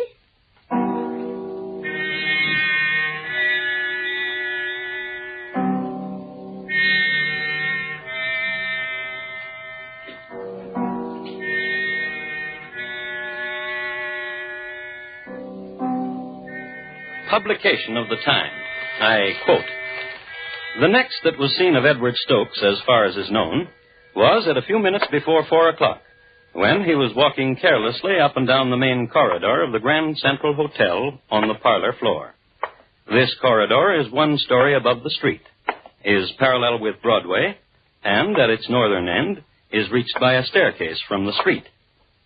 Passing and repassing the head of the staircase, Stokes glanced furtively down the stairs. It was nearly 4 o'clock when Colonel James Fisk, Jr., drove up in a carriage to the door. Stepping out of his carriage and walking briskly across the pavement, he passed through the outer door of the hotel. When he had done so, he was heard to inquire for a certain Annette Latour. He was told she was in and started up the stairs.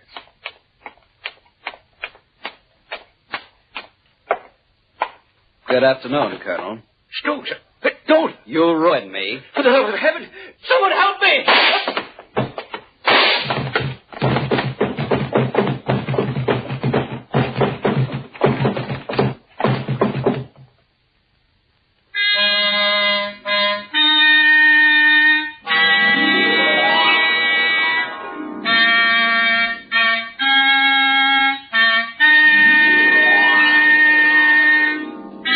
Edward Stokes was restrained a block away. The colonel didn't die immediately. He was lifted by 3 bellhops and taken to chambers supplied by the management. Doctors were called, and the colonel joked with them, as he joked with his many friends who came to visit him. He joked with everybody. The next day, in the middle of a joke, he died. Thomas Stokes pleaded self-defense. He was convicted of manslaughter in the 3rd degree. Josie Mansfield spent her remaining days with her aunt, Miss Annie Wood.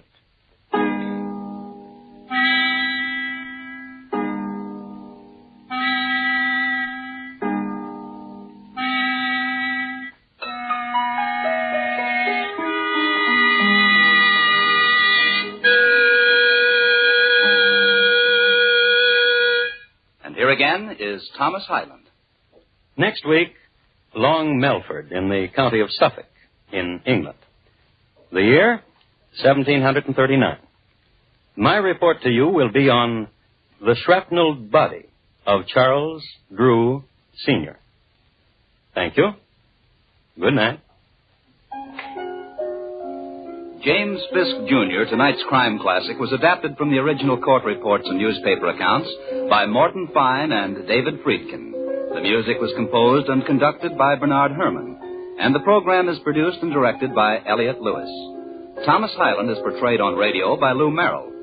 James Fisk, Jr. was played by William Johnstone. Featured in the cast were Mary Jane Croft, Martha Wentworth, Steve Roberts, Harry Bartell, Paula Winslow, and Charles Calvert. Bob Lamont speaking.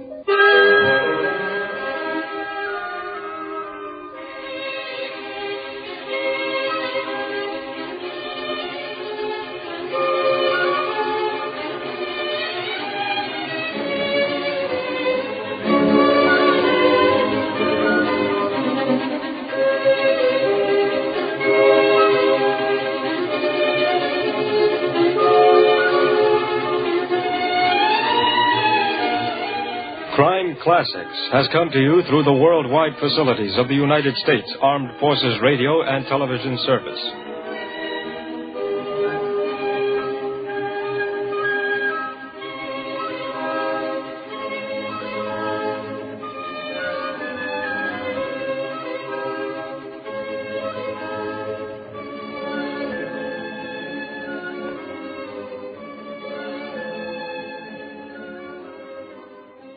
Crime Classics. I am Thomas Hyland. I'm going to tell you another true crime story. Listen.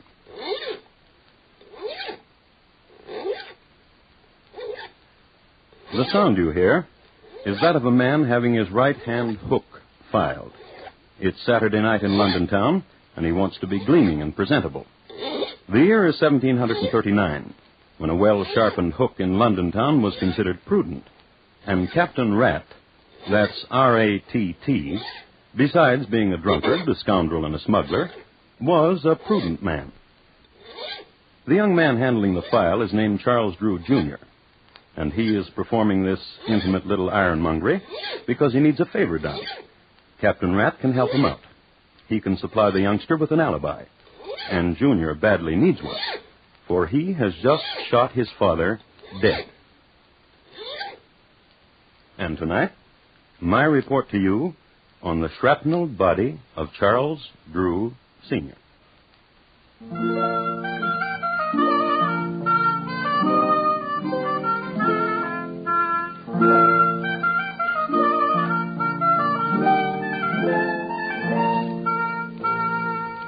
Crime Classics, a new series of true crime stories taken from the records and newspapers of every land, from every time.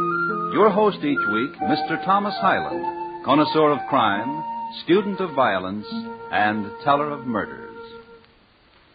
Now, once again, Mr. Thomas Hyland.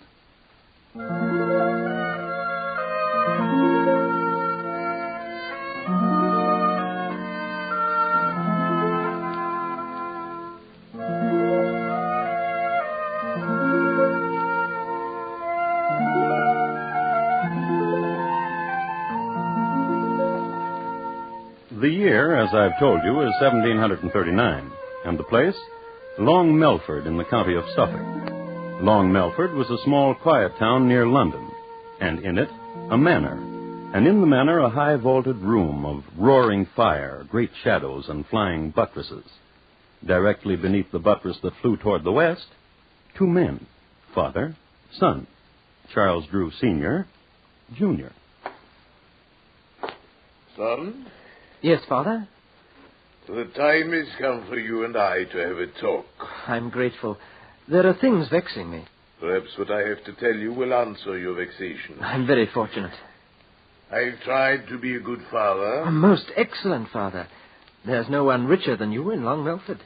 Which is what I want to talk with you about. I know. I've drawn my latest will. This. What a gentle and most excellent father I have. Have you ear to what they say of you in the square? No, what do they say? That you are gentle and most excellent. What of the will? I'm leaving everything to your 5 sisters, and to you 6pence, to lend, to spend, to start your fortune. But the last will, the one before this, you left me everything, and only a kind word to my 5 sisters. That was when you were 11. Now you are 19. And a good son. To whom good? To you good. Nay, to the cutthroats and smugglers with whom you cozen. It is not so. This is so, I know it. You consort with people of ill fame. And also with Mr. Richardson's housekeeper. Shall I explain this of Mr. Richardson's housekeeper to you? 'Twould be well. She is a most excellent housekeeper, and I wish to employ her for our own household. And this you have been trying to do for the last year. She demands high payment. Our family can afford high payment. But I personally cannot, Father. Not until I inherit your fortune. And which with this new will never be. Father. I don't scare, son. Wave that gun or...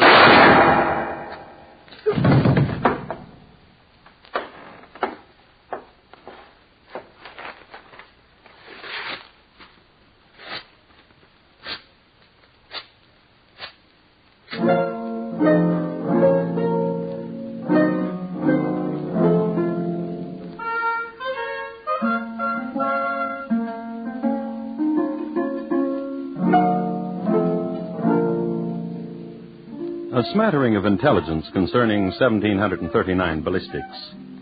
Ammunition was chiefly of 2 types, round or irregular. The former was manufactured by dropping chunks of molten lead from a great height, and when it reached the vat of water at the bottom of flight, it was round, due to centrifugal forces and gravity. Among men who puttered with this sort of thing, round shot was considered pretty fancy. Mostly guns were loaded in this era by whatever iron junk was to hand. It should be recorded that Charles Drew, Jr. had stopped at a small junkyard on his way to talk with his dad. This is the reason the coroner found numerous pieces of irregular junk iron in Dad's corpse. Let's see what Dad's son is up to now. Scene, Ye Old Bunnery, a rundown bake shop on Abernathy Lane. The time, 2 hours later. Principals, Charles Drew, Jr. and a Mr. Humphrey, bun baker. What brings you to Ye Old Bunnery, Charlie? I want to know a thing. And that is what? Humphrey, how would you like £100? You were saying £100? All you must do is say you killed a man. I killed a man. My £100, please. You must say you killed my father. I killed your father. My £100. To the police. Charlie.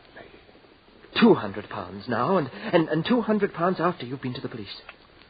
You killed your poor old dad, Charlie? With this pistol. Huh? Lead you to be a very rich man? If someone were to go to the police and said he killed my father, he would be rich too. With his neck in the gibbet. I would guarantee that the man would be released. Inside of a week he would be released. There are jailers who would release such a man, persuaded correctly, with enough money. A guarantee, eh? I know a guarantee. Write me a confession that you killed your poor dear old dad. I will hide it. I will go to the police and confess the deed. If I'm still in jail in a week, I will tell the jailer where to find your confession. Wrap me up half a dozen of your excellent buns, Humphrey, and I will give you £200, plus the price of them. Thereupon, Humphrey plucked a quill from his favorite goose from the back goose coop, sharpened it, and presented it to Charlie. With it, the lad wrote out his confession, paid up, and left. Humphrey waited for his wife, got permission to leave the shop, stopped at his house for a moment, then walked into the local constabulary and made history with this statement. If you boys are looking for a corpus, try 26 Bloom Street.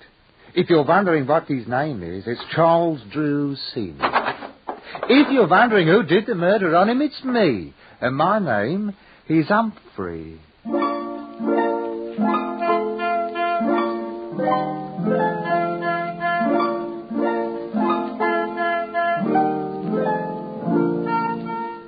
The police, upon arriving at the appropriate room at 26 Bloom Street, understood immediately that foul play had been done. One of the constables was assigned to look in on the household of Mr. Humphrey, and there saw the Humphrey children at play at Thistle-de-doo, a game usually played with marbles, but by the Humphrey children played with pieces of iron junk, which latter were of a size that could easily be rammed down the muzzle of a gun. The gun was there, too, under a pillow on Mr. Humphrey's side of the bed.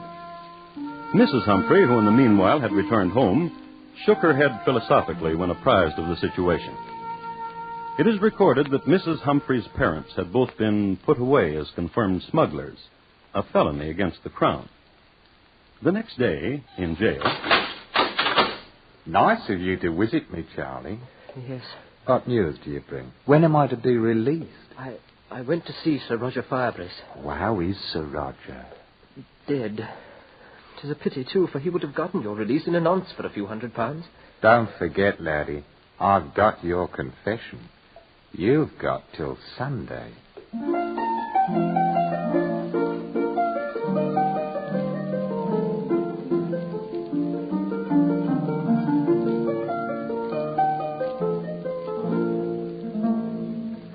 The youngster, however, knew another man of note, Sir Chauncey Fenwick.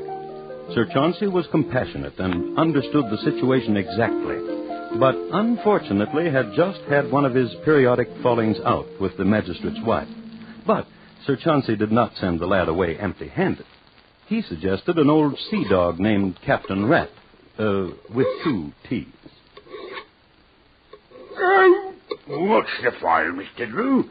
You be missing me hook and be scraping my wrist. I'm very sorry, Captain Rat. Nervous, bean't you? I travelled here to London to talk to you. Yeah, you see, Sir Fenwick sent you to me. Sir Fenwick took £500 and said he could do nothing with it. You're my last resort, Captain Rat. A wee bit, dear, Mr. Drew. Aye. Now, what can old Captain Rat do for you? Do you have any influential friends? What be you needing? An alibi. For yourself? For a friend. Aye. 'Tis always for a friend. What about him? He confesses he killed my father. And he be your friend? By killing my father, he made me rich. I bear him no malice. And for him you want an alibi. Why? Why not let him rot? Why, sonny? You see... You kill your daddy, sonny? Keep the hook, Captain. You almost stuck me. Pardon, young gentleman. An alibi you wanted it. For a friend, To say what? That my friend is making a mistake. That he is having hallucinations. That he did not kill my father because he was with you the night my father died. And where, Mr. Drew, will that leave you? Well, since one has confessed to the crime, it is doubtful whether I would be charged with it. A sly one. Bean't you a sly one, young gentleman? Bean't you? Oh. I'll travel down to the jail with you and have a talk with your friend. How's that, huh? Very good. I'll need £500 for expenses. Oh, yes. Now? Yes.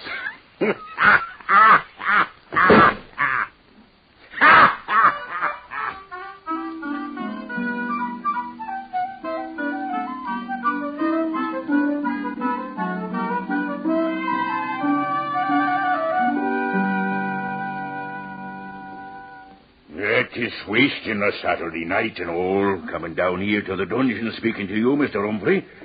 But I don't mind. You're going to furnish me an alibi, Captain. This be a strange one. I explained it all to you, Captain. You kill your dad. This one here says he done it.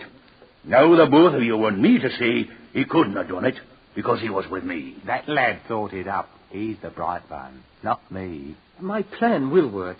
By the time you get Humphrey out of here and the police begin to dig about again, I'll be in Paris. Lost.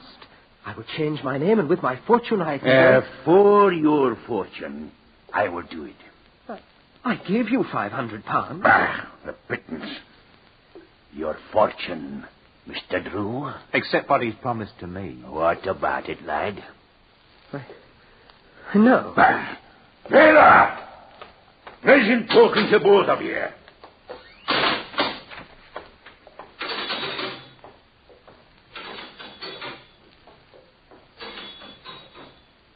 It's Saturday night, Charlie. What will you do? It's Saturday night, Charlie. I've got your confession hidden away. And tomorrow's Sunday. What will you do?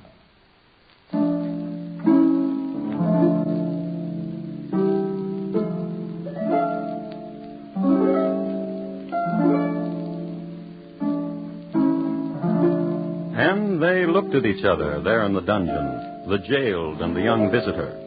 And the question hung there. What would Charlie do? It's Saturday night, and tomorrow is Sunday. What will you do, Charlie?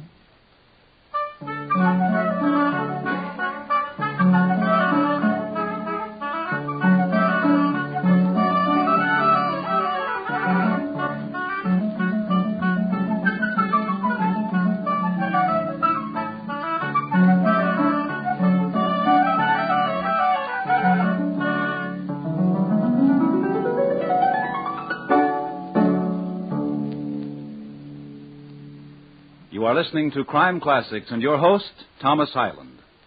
Tomorrow night, hear the premiere performance of 21st Precinct, a new hard-hitting mystery series revealing the inner workings of the world's largest police force.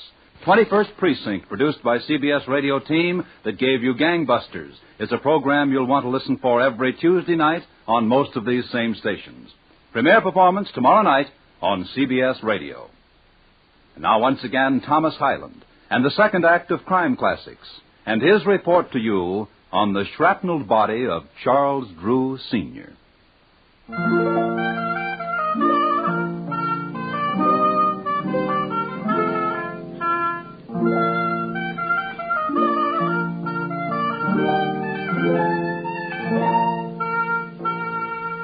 It's a short, dusty road from Long Melford to London. Not only that, but these days it's hard to find. In its day, however, it was remarkable for two things. The brothers Spponer, Dick and Harry, who embarked on a career of highwaymanship on the morn of June 3, 1735, were hung on the eve of that same day from the highest branch of an elm at a fork on Long Melford Road. The other historic feature of Long Melford Road is the fact that on a Sunday morning, a young murderer, Charles Drew, Jr., and his lady love rode a coach down its ruts. Oh, he's a ranting, roving lad.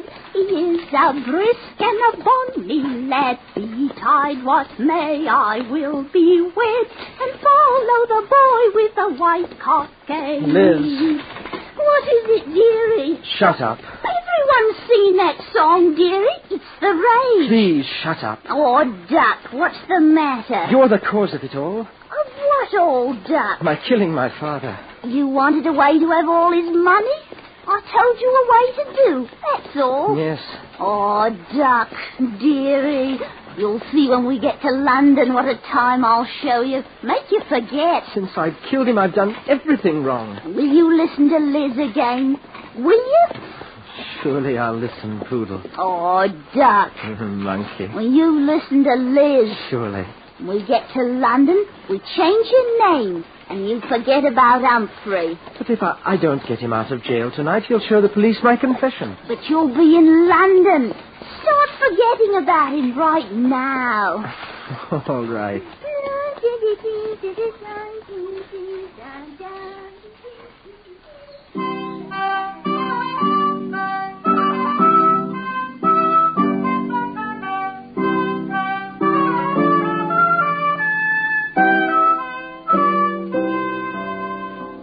And so they fled to London town, little knowing that they had made a road famous.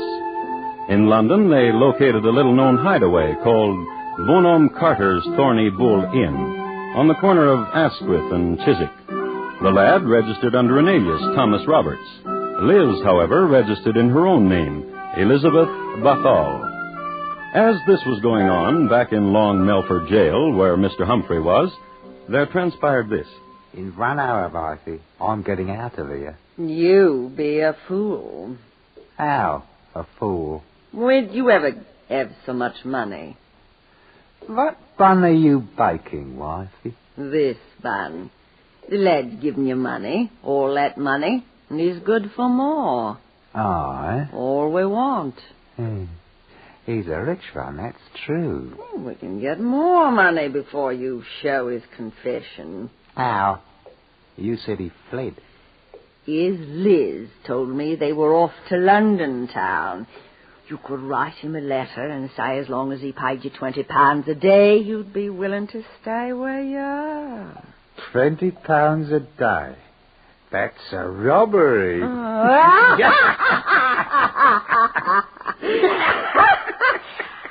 I will go to London and find Master Drew and present him with the letter. How will you find him? Oh, I will ask here and about of him. London, eh, Bartlett? London. What of the children? Mrs. Nickelrod says she will take care of them. And you? Alone in London?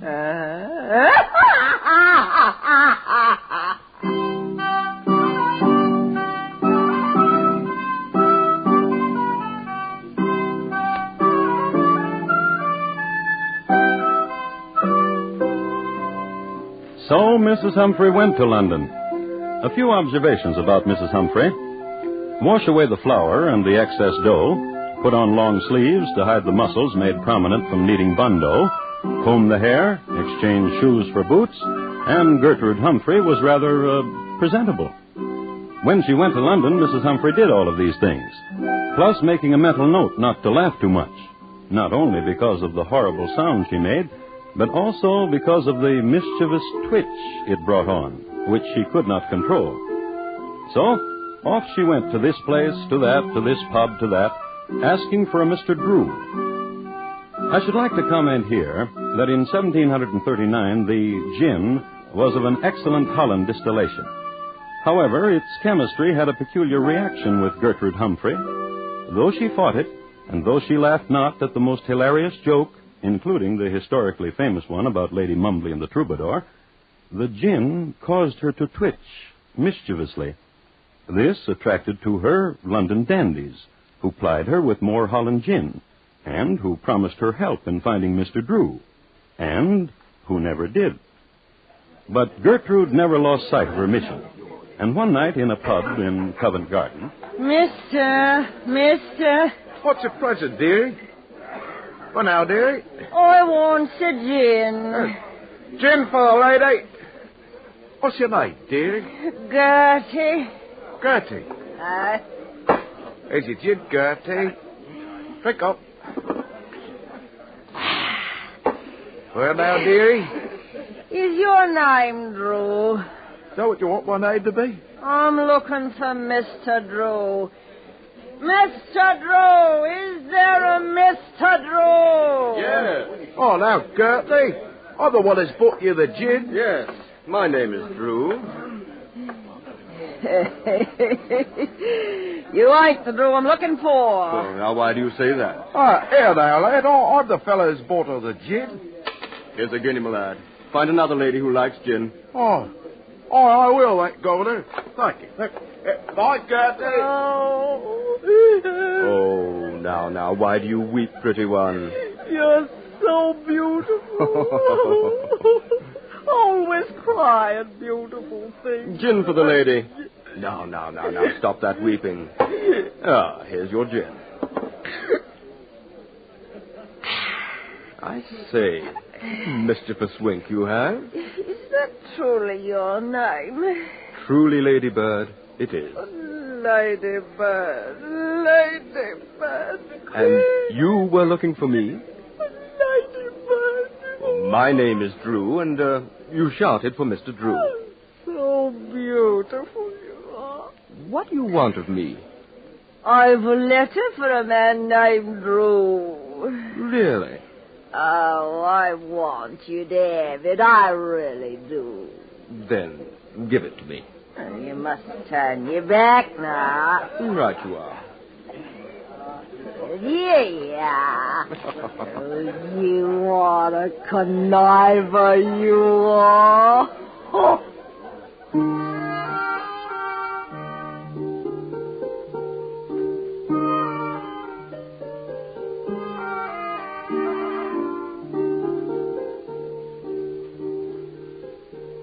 His name really was Drew, Timothy Drew.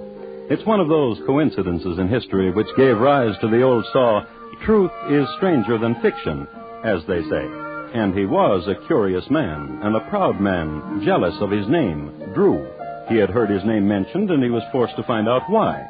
He read the letter then and there. He read it again, a little later, out loud, to the police. And my missus told you have gone to London with Liz Bathall. But, Charlie, my lad, you shall pay me £20 a day, else I will tell that you have murdered your poor daddy. I have your paper, which you confessed you did, right where nobody but me knows where. So when my wife hands you this letter, you better give her money and find a way to keep it, giving it to her, your faithful servant, Mr. Walter Humphrey. Gentlemen, here in London is a man named Charles Drew. He has murdered his father, and he bears the same surname as I. I cannot permit this deed to go unpunished.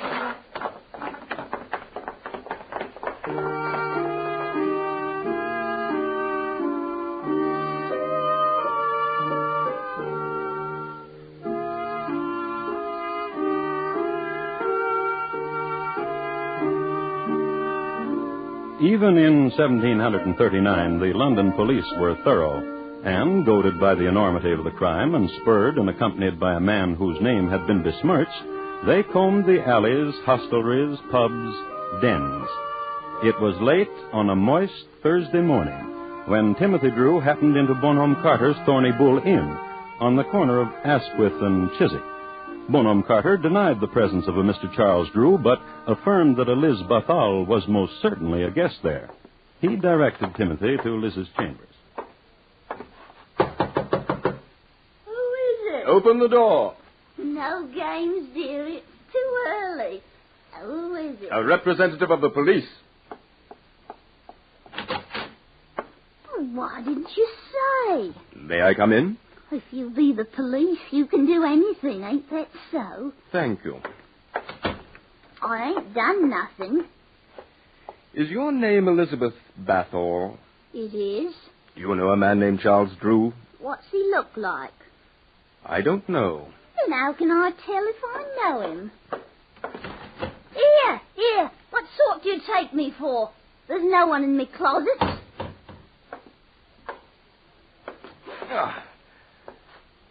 What is this young man doing under your bed, madam? Oh, a man?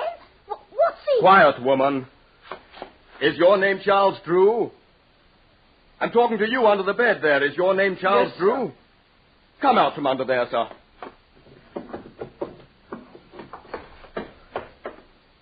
That's right, sir. My name is Charles Drew, sir. And did you kill your father?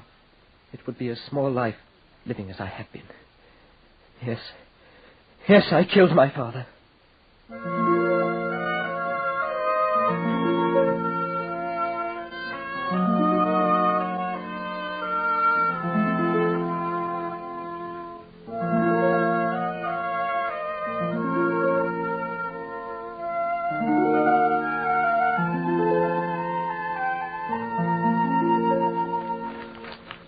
I have the original issue of a Gazette dated January 22nd, 1740, from which I'd like to read.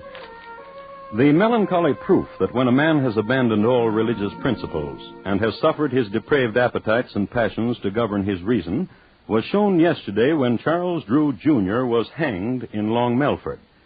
Since the hanging elm on Long Melford Road had recently been demolished to make a keel for the British Navy, a new gibbet was erected. This gibbet was equipped with a new mechanical device invented by Mr. Douglas Langford of Eastbourne. Mr. Langford is to be congratulated.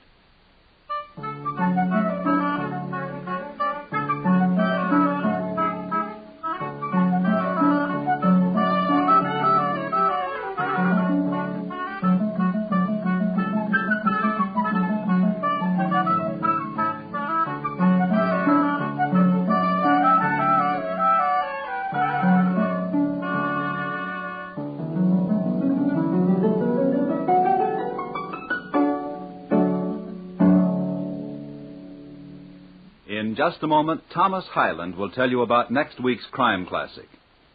The shrapnelled body of Charles Drew, Sr., tonight's crime classic, was adapted from the original court reports and newspaper accounts by Morton Fine and David Friedkin.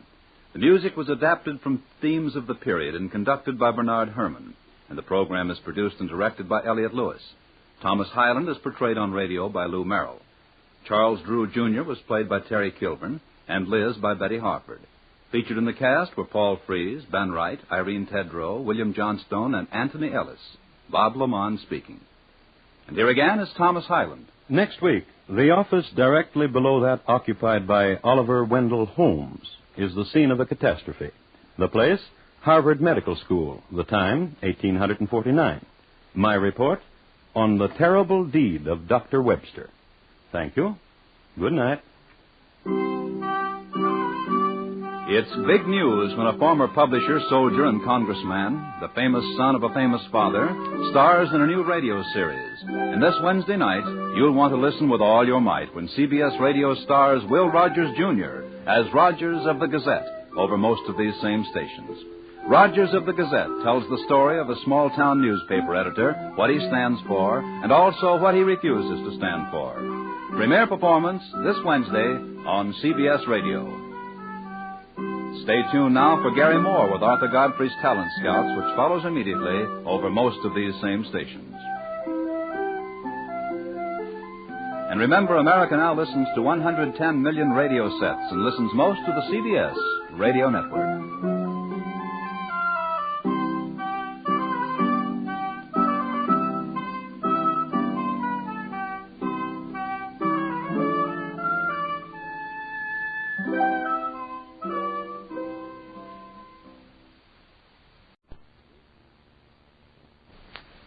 Good evening. This is Crime Classics. I am Thomas Hyland. I'm going to tell you another true crime story. Listen.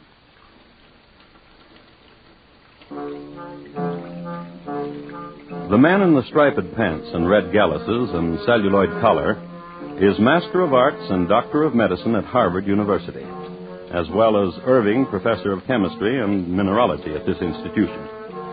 Quite an educated man, a scholar. He has just turned on the faucet for a reason. He has just dissected a collie, and he needs to wash away the blood. This is Thanksgiving week in the year 1849. The dissector's name, John W. Webster. The dissectees, George Parkman. Dr. Webster has just committed murder because Dr. Parkman was a stubborn man to the very end. And tonight, my report to you on the terrible deed of John White Webster and his crime that shocked the nation. Crime Classics, a series of true crime stories taken from the records and newspapers of every land from every time. Your host each week, Mr. Thomas Hyland, connoisseur of crime, student of violence, and teller of murders. Now, once again, Thomas Hyland.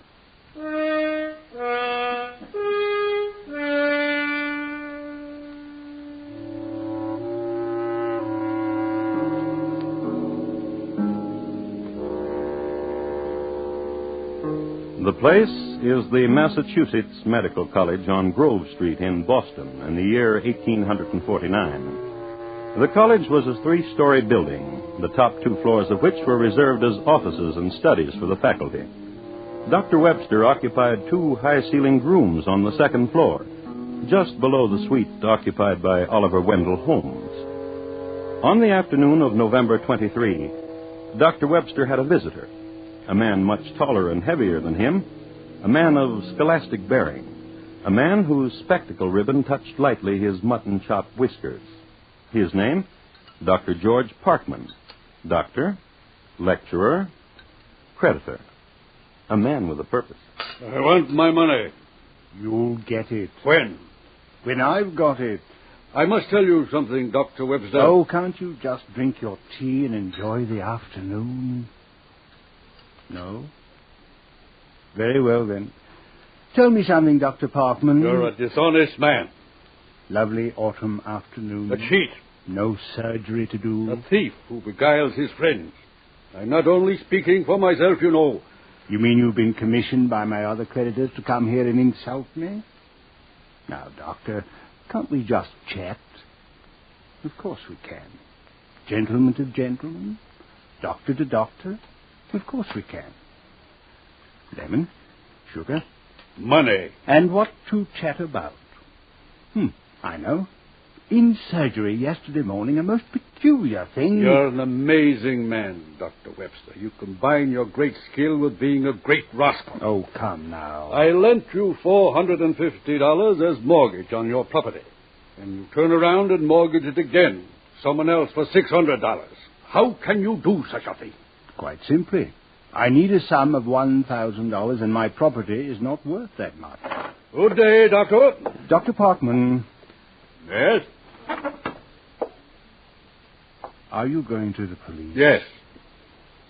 To disgrace me? I don't care about the results. I do.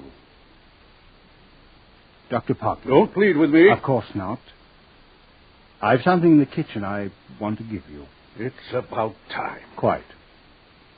I should not have waited this long. Come along.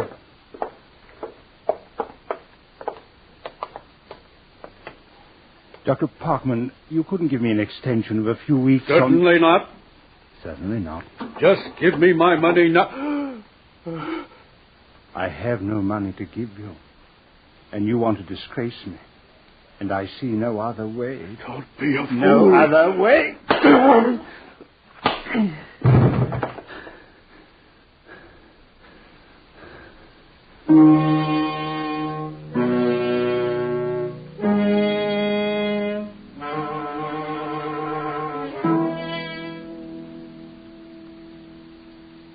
And so Dr. Webster killed Dr. Parkman. And, as I have indicated, Dr. Parkman died hard.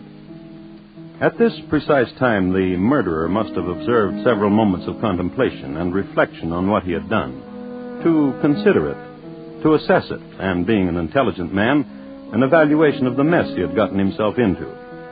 Such moments of intimate musings we cannot know, nor as gentlefolk should we intrude upon. So, give Dr. Webster his moments, and let us perform a superficial examination upon the man biographically. I have here a copy of the Boston Herald of the day. It gives Dr. Webster a neat spread on the front page and says, among other things, this. He was born in Boston about the year 1788. He came from a family of considerable wealth and respectability. He received a most liberal education and adopted the profession of medicine. In 1833, he visited the gay metropolis of Paris, France, and afterwards went to the Azores. In 1837, he was elected Irving Professor in the University at Cambridge, Massachusetts. When his father died, he inherited $40,000. I would just like to depart from the paper for a moment to tell you that when he inherited this money, eggs were 12 cents a dozen. $40,000 which he wasted, which he threw heedlessly away into the vortex of fashionable life. Money went, debts came, and so on. Nothing novel. Money went, debts came. So did a wife and 2 children. So, having given Dr. Webster his moments, back to him now and observe him. Instrument of death still in hand, pale, still laboring for breath. Suddenly, a murderer. Instrument of death no longer in his hand, but no less a murderer.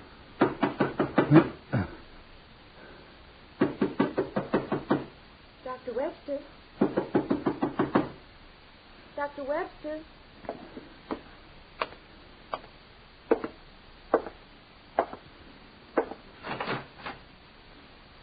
Hello, Dr. Webster. Well, I'm here. You haven't forgotten, have you?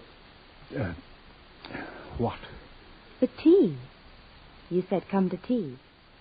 Oh, yes, I remember. Well, aren't you going to ask me in?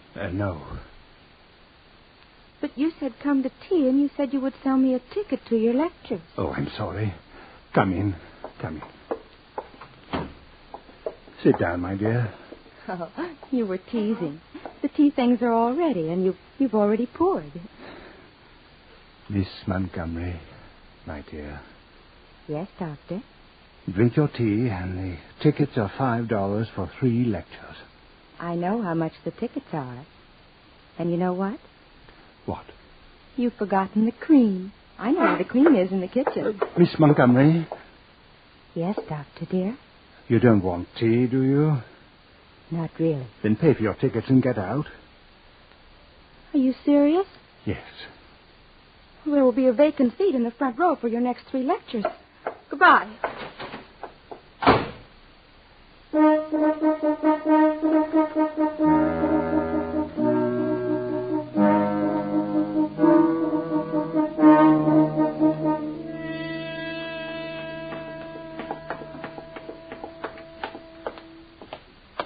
Hello, Mr. Littlefield.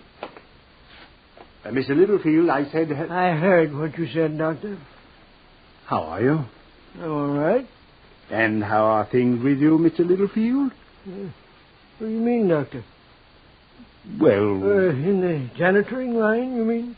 That's right. Well, it's the same as it's been for the last 7 years. Janitoring in a medical college like this, things don't change much. Oh, I see. One day is... Just like yesterday, except today.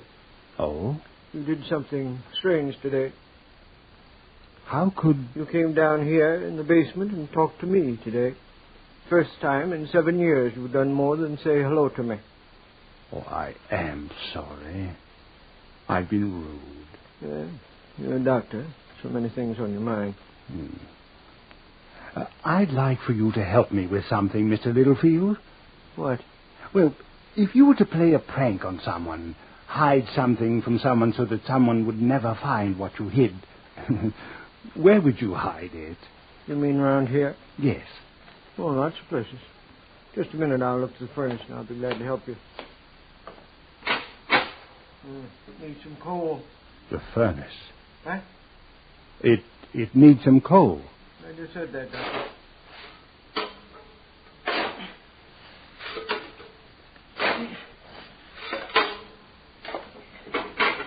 Yeah, no. I'll be glad to show you some nice hiding places, Doctor. Come on along. Yeah. What are you figuring on hiding? Now, that would be telling, wouldn't it? Big? Small? Oh, kind of like this? Medium, huh? Yes, I would say so. Fine. Just follow me, Doctor.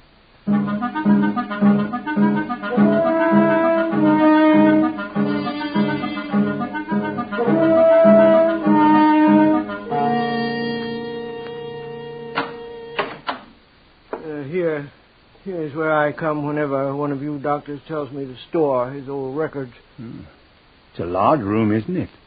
Let's go inside.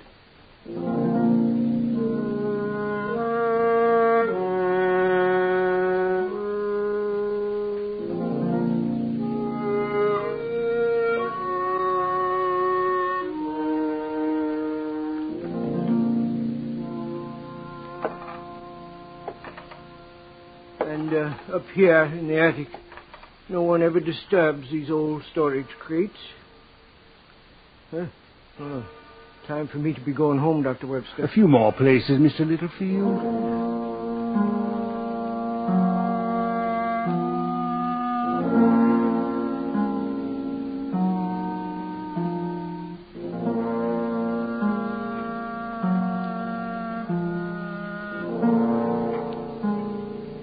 And so forth. A lot of places, good hiding places, rarely visited, if ever. So Dr. Webster shook the hand of Ephraim Littlefield, thanked him, and bade him good night. Not at all, Doctor. Don't mention it. And Dr. Webster went back to his apartment on the second floor of the building. No melodrama. The body of Dr. Parkman was still on the kitchen floor, and there was work to do. Light the candles, turn on the faucet, and get to work. Man at work. Dr. John W. Webster, Master of Arts, Doctor of Medicine, Surgeon. Dr. Webster by candlelight. Finish making the tour, downstairs, upstairs, further upstairs, the attic. At 2 o'clock in the morning, and so forth. Work done.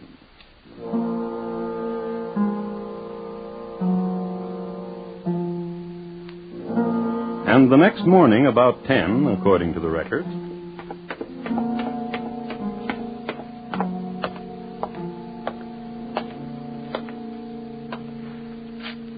Good morning, Mr. Littlefield. Good morning, Doctor. How are you?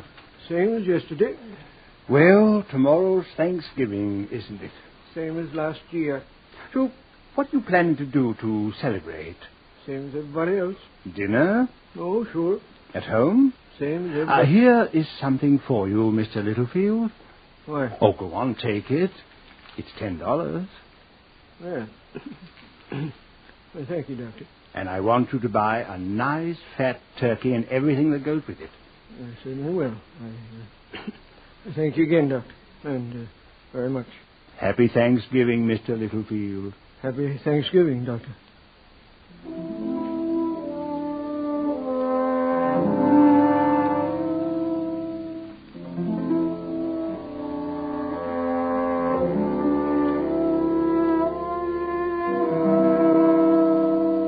And they shook hands again and bade each other goodbye again.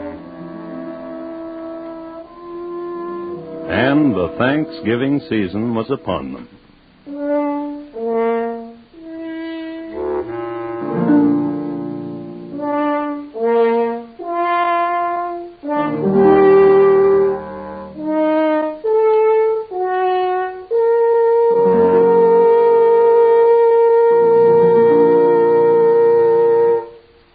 You are listening to Crime Classics and your host, Thomas Hyland. Molière wrote a delightful comedy about a man who was not a doctor, but whose wife kept telling everybody he was. It's a physician in spite of himself. Hear it later tonight on the Summer Theater with screen actor Robert Young in the starring role. Remember, it's the Summer Theater on most of these same CBS radio stations later tonight. And now, once again, Thomas Hyland and the second act of Crime Classics and his report to you on the terrible deed of Dr. Webster.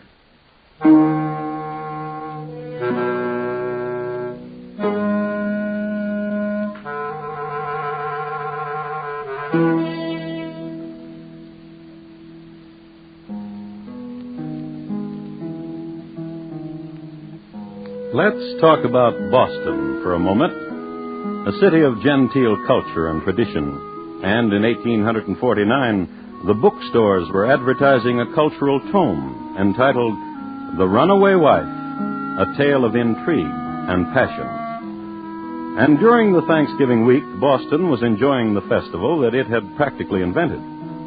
Here and there in Boston, a man named Dr. George Parkman was missed. But to take his place in the minds of men was celery, turkey, oysters, pumpkin pie, and quince. I would like to add parenthetically that Dr. Parkman was dead, and the only person who was sure of this fact was Dr. Webster, his killer. The same Dr. Webster who at this moment, cold steel in hand, carves surgically from the turkey's sternum and passes them the second helping of white meat to Mrs. Webster. Now you may pass your mother the celery, Mary Ann. Martha? Yes, dear? The oyster stuffing is succulent. Oh, thank you, dear. You and I and the children, we have much to be thankful for. You're a kind husband, that's why. You provide. Pass the squash. Mary Ann, pass your father the squash. I'll get it.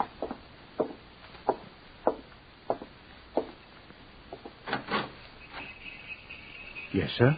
Good afternoon, Doctor. I'm so sorry to disturb you. Yes, what is it? Well, I'm from the police, Cliver, Daniel Cliver. Oh, please come in. Well, I see you're having your Thanksgiving dinner. I don't want to disturb you. Oh, do come in, come in. Won't you join us? Well, thank you, no, sir. What may I do for you? Is Dr. Parkman here? He seems to be missing from his usual haunts. John, what is it? Dr. Parkman is missing from his usual haunts. And I thought you might give us some information as to his whereabouts. Me? Well, 2 days ago, he was seen going into your study at the college. 2 days ago. 2 days ago, that would be Tuesday. No. Oh, yes. Tuesday he visited with me and we had tea. Stayed for perhaps an hour and then left. You're sure of that, Doctor? Well, sir, in situations where it is important to be certain, physicians such as I can be counted on to respond with accuracy. Well, Tuesday, Mr. Cliver.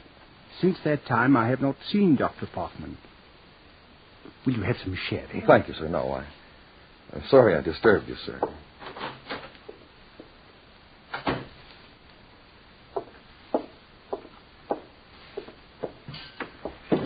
Dr. Parkman not seen in his usual haunts? I wonder where he can be. I can't imagine. Mary Ann, pass the yams.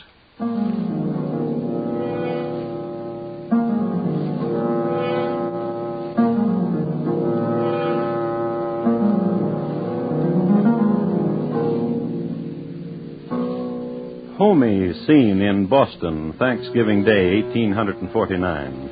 Typical festive scene, and I suppose typical, too, for Boston men whose deeds of murder are 2 days old. And janitors have holidays, too, and families and groaning boards.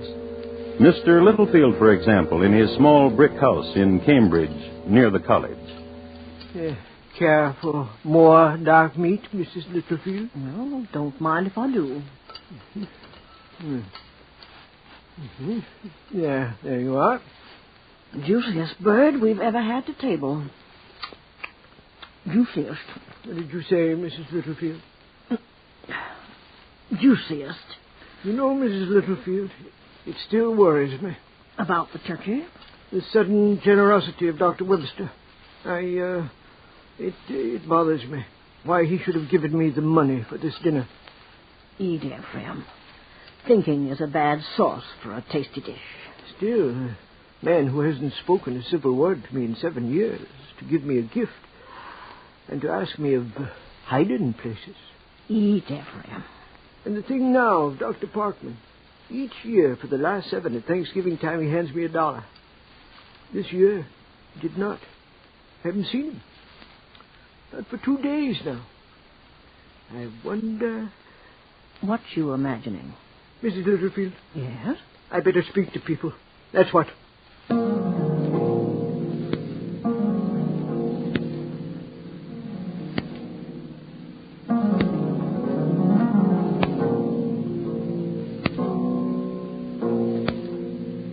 That's right, Dr. Jackson. Me and my wife were talking it over. And I'm happy you came to me, Mr. Littlefield. Yeah, kind of putting one and one together we were.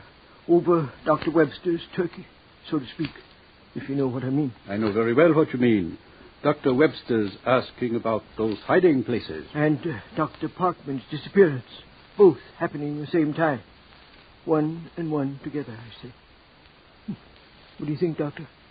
Time for action, Mr. Littlefield. Let's call on Dr. Bigelow, and the 3 of us will seek an answer.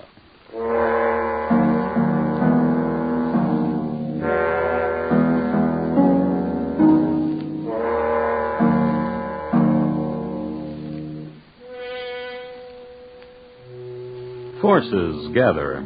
Forces conspiring to destroy Dr. Webster. The Furies, the Fates. And their names? Dr. Jackson, Dr. Bigelow, and the man of the gratuitous turkey, Mr. Littlefield. And, as is common in classic tragedy, the pursued senses a feeling in the air. All is not right. Something is amiss. Forces are gathering. Dr. Webster felt it. He tried the air the following morning, sniffed at it, sensed it immediately. Oh, my. What's wrong, dear? Nothing. But you look so pale. Nothing wrong. A kiss, dear. I'm going to work. Oh, something's wrong. I'm sure of it.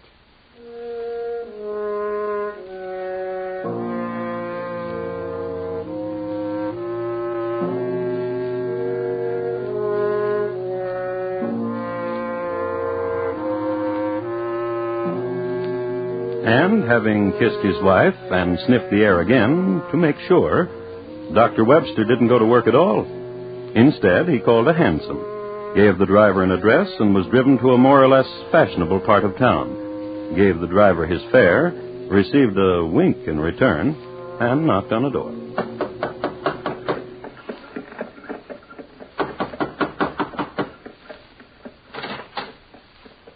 Why, Dr. Webster. Hello, my dear. I'm honored. Please come in. I really didn't mean it, you know. Mean what? About not coming to your lectures. I wouldn't miss them for the world. I've come to give you your tickets. Here. Thank you. They're free. Miss Montgomery. Yes? When Dr. Parkman left my apartment the other day, Tuesday... What? Just after you came in, didn't Dr. Parkman look... Dr. Parkman? Didn't he look nice? In good health, robust, springy step? You recall you remarked on his springy step? I? Yes. Oh, you've done something naughty. What have you done? First tell me what happened when you came to my study at the college Tuesday to buy tickets. Well, I knocked on your door. Very good. You opened it for me. Good. Bade me enter. Yes. Introduced me to Dr. Parkman, who was just leaving. Oh, excellent. We watched him go. And you said? My, what a springy step Dr. Parkman has. Bravo, bravo. Don't be troubled, Doctor dear. I'm your friend. Your very good friend.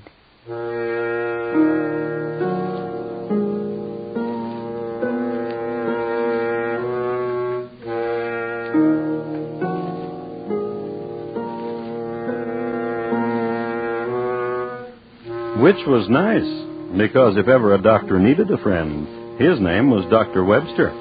Because let's not forget the Furies, the Fates, the 2 physicians and the curious janitor, who have gathered and discussed a certain hypothesis and came to an agreement. Let's take a walk around the building. And they did. Downstairs, upstairs, further upstairs, the attic, 3 o'clock, gentlemen. I guess we know all we need to know.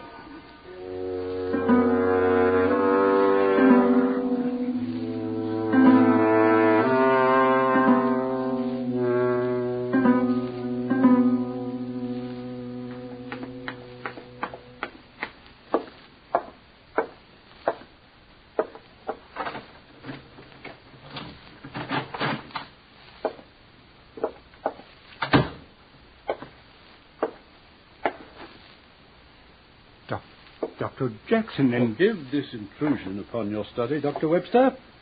We've been waiting for you. I have the keys. I let these gentlemen in. I didn't give you permission to do that, Mr. Littlefield. You know Dr. Bigelow, of course, Doctor. And I've heard you've met Mr. Cliver of the Boston Police. Gentlemen. Will you take over, Mr. Cliver? Thank you, Dr. Jackson. Dr. Webster. Yes, sir? We found Dr. Parkman, or rather, these gentlemen did, and they called me. They showed me where Dr. Parkman was. I see. How is he? Come now. The last time I saw Dr. Parkman, he was the picture of health, a man with a springy step. You are under arrest, Dr. Webster.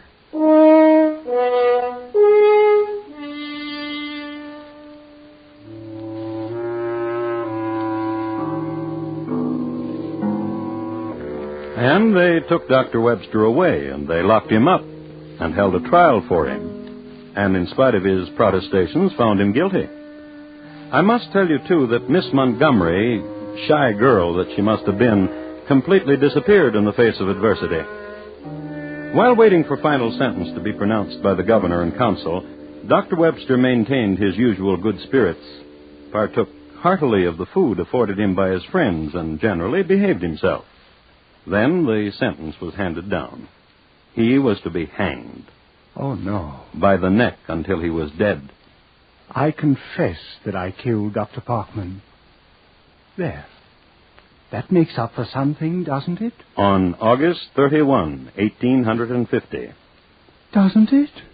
And that's when he was hanged. For a deed of blood, for a murder most foul.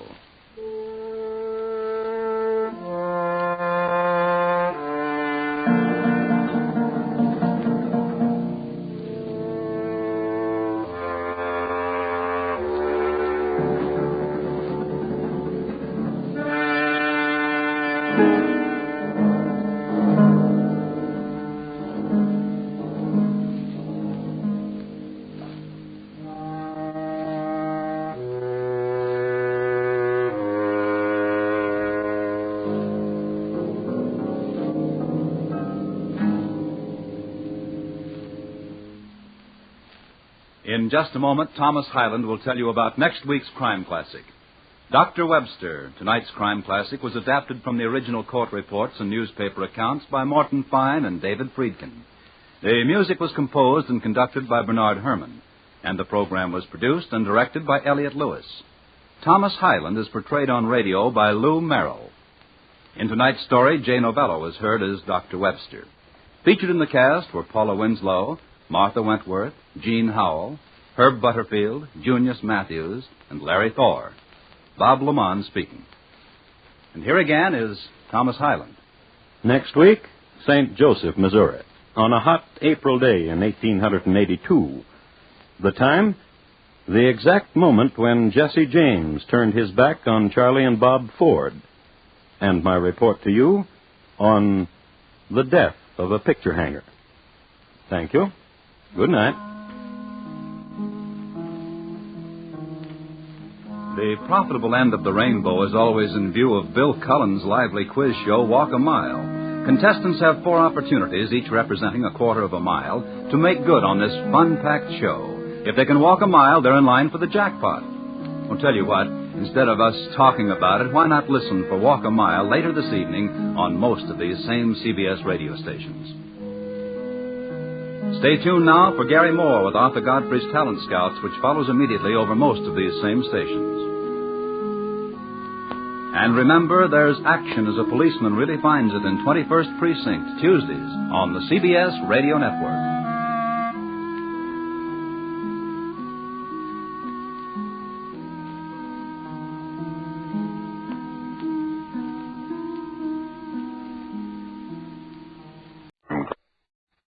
Good evening. This is Crime Classics. I am Thomas Hyland with another true story of crime. Listen. That's a frigate cutting through the Caribbean. It's just before dawn and cloudless as the sky. The year is 1736, when the stars were younger than they are now and shone more brightly.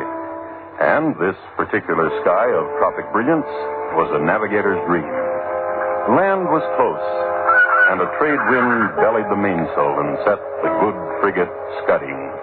And daylight was just beyond the horizon. There, at the wheel, the helmsman, John Richardson. And holding his bottle for him was his small and drunken friend, Richard Coyle.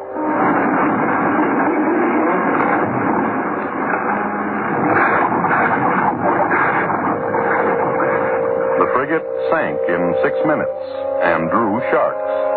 The helmsman and his friend got away, only to commit other nuisances on the seven seas. So tonight, my report to you on Coyle and Richardson, why they hung in a spanking breeze. Crime Classics, a series of true crime stories from the records and newspapers of every land from every time. Your host each week, Mr. Thomas Hyland, connoisseur of crime, student of violence, and teller of murders. Now, once again, Mr. Thomas Hyland.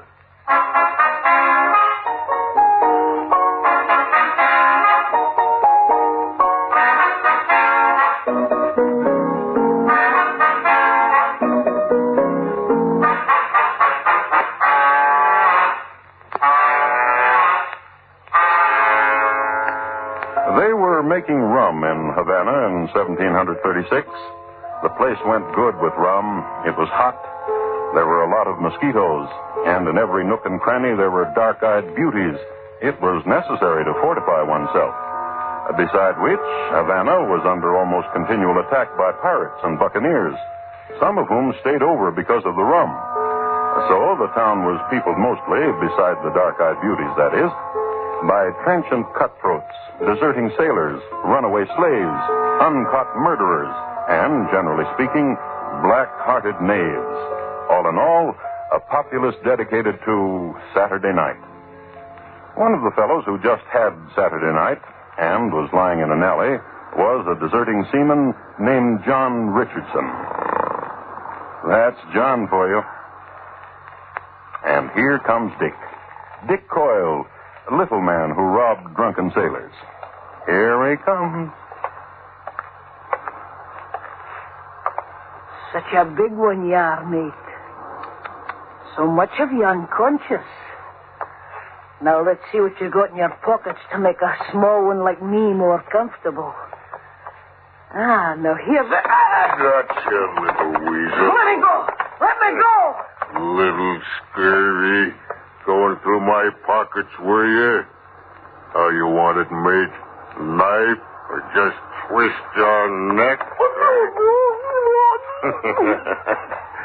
Little sparrow. Think I will twist your head clean off. No, mate. No, mate, listen to me. At what? It's an important thing I got to tell you, mate. I swear. And something to give you, too, mate. Hey, now. Hey. What? Ain't you...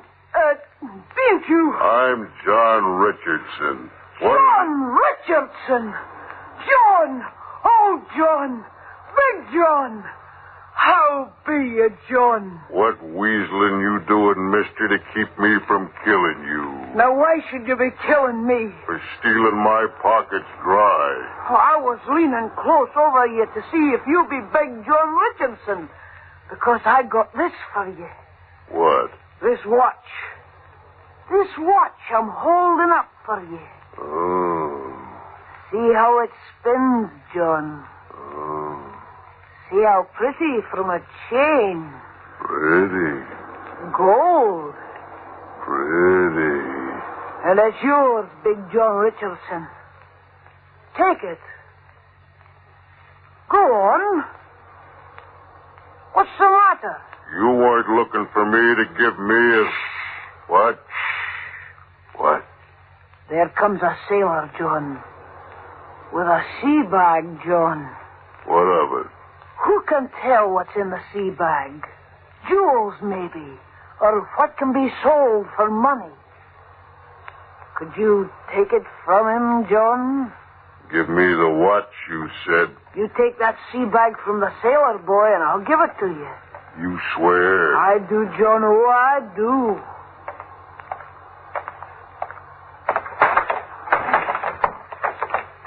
Now give me the watch. Now, first, let's see what's in the sea bag. Why, here's a pretty, John. A knitted hat. Put it on, John. Do. I'll help you. There. How nice you look, John.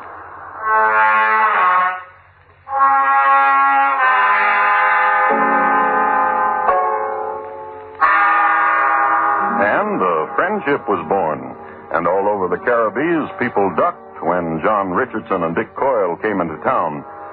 However, there were the unwarned, the unwary. For instance, on a night in Port-au-Prince, a Lascar off a trader. You can pluck the earring from his ear, John. Get him. Oh, Lascar. Good, John. That's the boy, John. Help yourself. It looks fine in your ear. Or on a night in Roanoke, just when the colonists were finally going good in there with the Indians.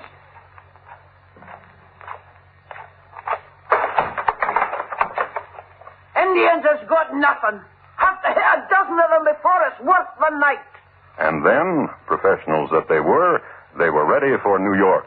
And they made out well. The big city folks hadn't heard about them, so no one was ducking. And just when Big John and Little Dick were raking it in, so to speak, you guessed it, a woman. Put me down. Put me down. Put her down, John. He's a strong one, John is, ain't he, Bertha? Oh, yes. John. Aye. Would you like to kiss Miss Nolding? Aye. He'd like to kiss you. Go on, Johnny. He's my friend, Johnny is. He's my friend. Dick. Dickie. Kiss her again, John. Kiss her. Now you listen to me, Dickie. Checkered. Now, don't you do it, John. Don't you do nothing to me. I'll leave him be, John. I just want to tell him I'm listening at you, John. I like this one, Dickie. I like to marry this one. I'll be blowed. I like you too, John. Oh, ask her. Ask her.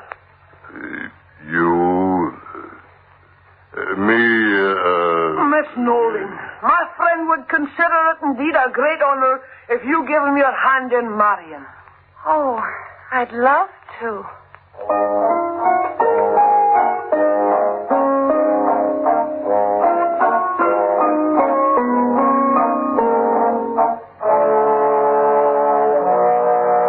Which are the events immediately surrounding the marriage of Bertha Nolding and John Richardson. They moved into a small cottage and took in one boarder. You know who. Dick Coyle. John was so enamored with Bertha that Dick couldn't get him to go out nights and do their routine on the docks. So soon their money ran out. Let's go to sea again, John boy. Bertha, Yes, John boy? he wants me to go to sea again. Why? The money's run out. Why don't you go to sea again, John boy? And they got a berth on the good ship Malta Queen, shipping tar out of Boston, picking up sugar out of Havana and taking it to Florida. And one night, just before dawn, John was at the wheel, and Coyle was by his side. Have another, John boy. Drink it. Good rum. Havana rum's the best. And look what you've done. And what have I done? Let go of the wheel and look at the zigzag you're making.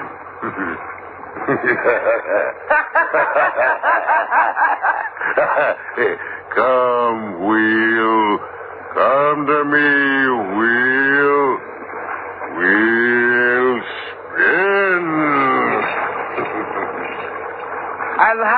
another, John boy. After you, mate. Well, after you. All righty.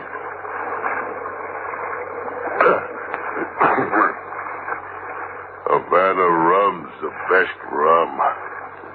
Tell you what it does. Goodens the eye. Do it now. Goodens the eye, aye? Goodens it. Give you, for instance, Give me one, Johnny boy. off the bow there. Rocks. The Kiss of Three Sisters rock, we call it. Know it well for when I sail And with... you're thinking we'll hit it with the boaty now, the way we're sailing. Aye, that I do. That we won't. Sharp eyes in me now that the Havana rum...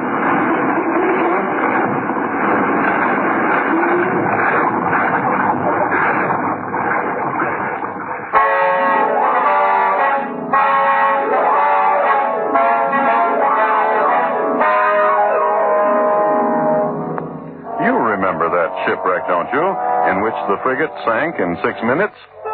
It is interesting to note that the coral rock known as the Kiss of Three Sisters was later changed by seamen to Shark's Feast Rock, and so it remains today.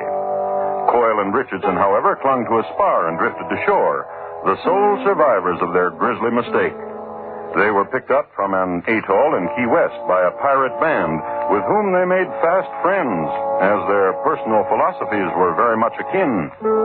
In 6 months, Richardson and Coyle were back in New York, sunburned and broke. They made their way immediately to the little cottage where resides John's wife, Bertha. And what did you bring for me, John? I had your name tattooed to me. Now, what a thing to bring to a wife. Dick here had your name tattooed to him, too. Now, did you, Dick? Aye, right across my chest. Mrs. Bertha Richardson. Your love, the two of you. Now, I have a surprise for you. What be it? I've got 800 pounds. Oh. Have you now? My daddy dear died of the jumping glanders. Oh, poor man.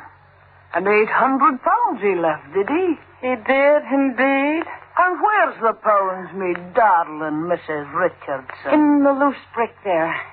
Keeping it as a surprise for my wandering Johnny boy. Come to me, Johnny boy. Aye. John? Johnny boy, I missed you. Do it, John. A pretty throat, John. Bertha. John? Do it. We'll have that money, John. Bertha. Bertha. That's the lad. Bertha. You've done it, lad. Bertha. Lad, John boy. Let go, Johnny boy. You've done it.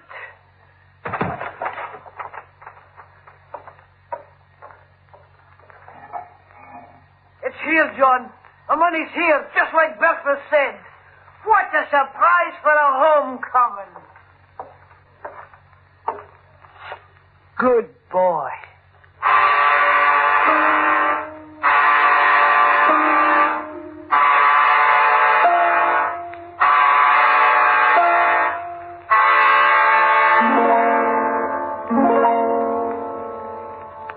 As luck would have it, there was a boat leaving that very night for Italy, the Sorrento Dove, Captain Lucian Faber, master. The boys signed on. 3 nights at sea, Dick Coyle got the first mate so drunk that all he had to do was lead him by the hand, and that's how Coyle's friend Richardson got to be first mate.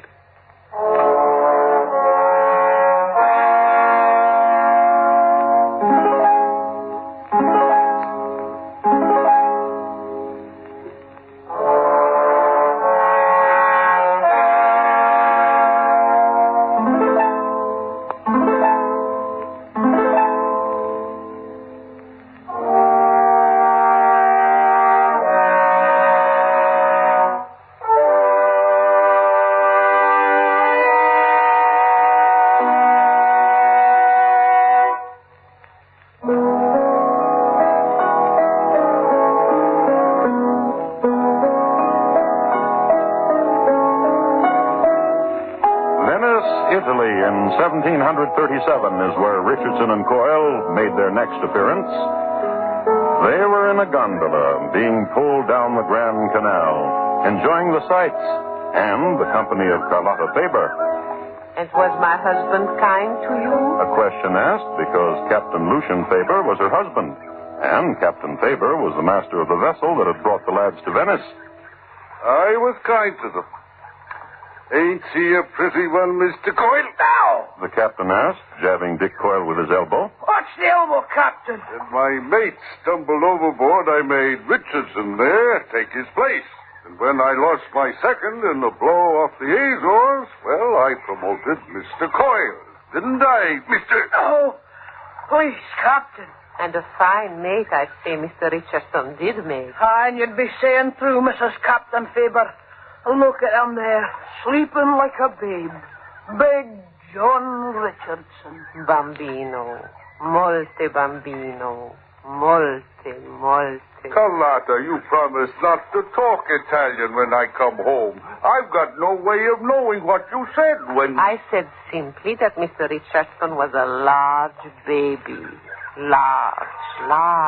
Captain. Yes? How come you come to settle here in Venice, Captain? Carlotta, her home. She doesn't want to leave. I want to take her to Camden, New Jersey to live, my home. But the dear darling wanted to stay here in Venice. Molte. Huh? What did you say, dear darling? Nothing. Oh, bring yourself here, dear darling, and lean against me. Come. No. Now, you just come here. No. Now, you don't have to be bashful about my If friend. I will move, I will awaken this great bambino who has fallen asleep in such a way that I... Let's don't wake him, Captain. He'll just clutter up. Let's talk about what we started out to talk about. Yes.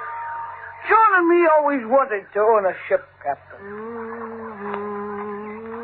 What are you humming for, Carlotta, dear darling? I want to hum, that is all. Captain. Oh, yes. Go on, mister. What were you saying? Well, John and me always wanted a boat. Ain't saying we got enough to buy a whole boat. Not a whole boat such as yours. But half a boat. How much you holding, mister? 600 pounds? Can't sell you no partnership for so little. 7, Captain. I'm loading cargo tomorrow for Honduras, mister. Before I get clearing, I'm needing more than 7, mister. 8, and that's all we got. And that's all I need. We'll draw papers in the morning. Good. Full partner. Full partner. And one of us gets hurt or dead, the share goes to the other. Agree.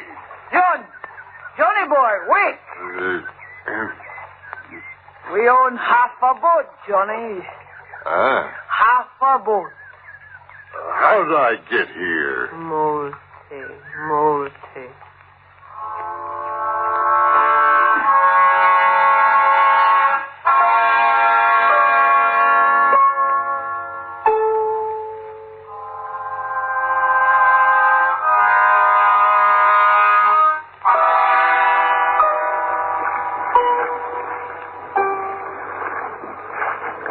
Now mind you, Johnny boy, keep it on course. Aye. Hold the wheel as tight as if we were your own lady. Aye. This ain't the Malta Queen to be run up on the rocks, John. This is our own ship. Johnny boy, that's thinking you're doing when you say it's a shame only half the ship belongs to us. And such a shame, too. Aye. You say, and why do you say that? What could be in that thinking brain of yours? You said 'twas a shame only half the ship was... You said it, so it must be a shame. Shall I tell you why, John boy? Aye. Because half a ship is half a cargo and half a profit. Aye. And the whole ship. Well, now listen, John boy. We contracted with a captain. One partner dies, his share goes to the other. Aye. He's in his cabin, John boy. In his hammock. Peaceful. And... Let's have him an accident, John boy. Aye. Now. Aye. Aye, Freebles. Avast, Freebles. Take the wheel from Mr. Richardson, mister. The captain's calling to us. Oh, it's a good day for us, John boy. You know who is a nice lady? Uh-huh. The captain's wife. She's a widow you can marry with. Aye. Here. Oh, Mr. Hartley. What can I do for you, mister? As steward, you be holding the blunderbuss under lock and key. Aye. And so? Well, let's have it, lad. Let's have it. Only the captain asks for the blunderbuss and gets it, mister. The first mate here wants it. I want it. Only the captain wants it and gets it. John boy. Aye.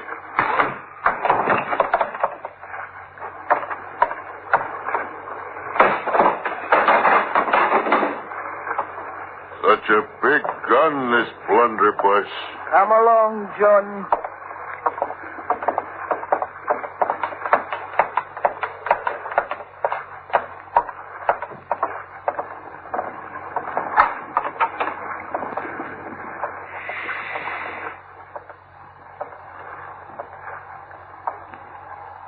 It's a beautiful way to die, Johnny boy.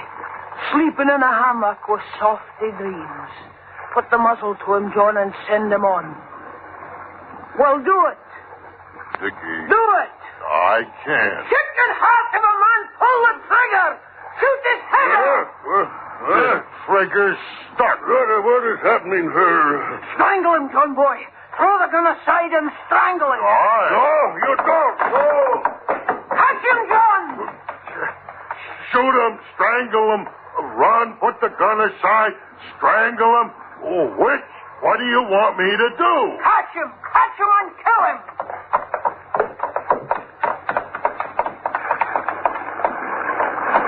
He's climbing the rigging, Dickie. Well, let him climb. We'll shoot him down from there like a nesting bird. Hey there, Captain. You know what's going to happen to you, don't you? Mean man, you'll sail to the death of all of us. Get the trigger fixed, John boy. Aye. Aye.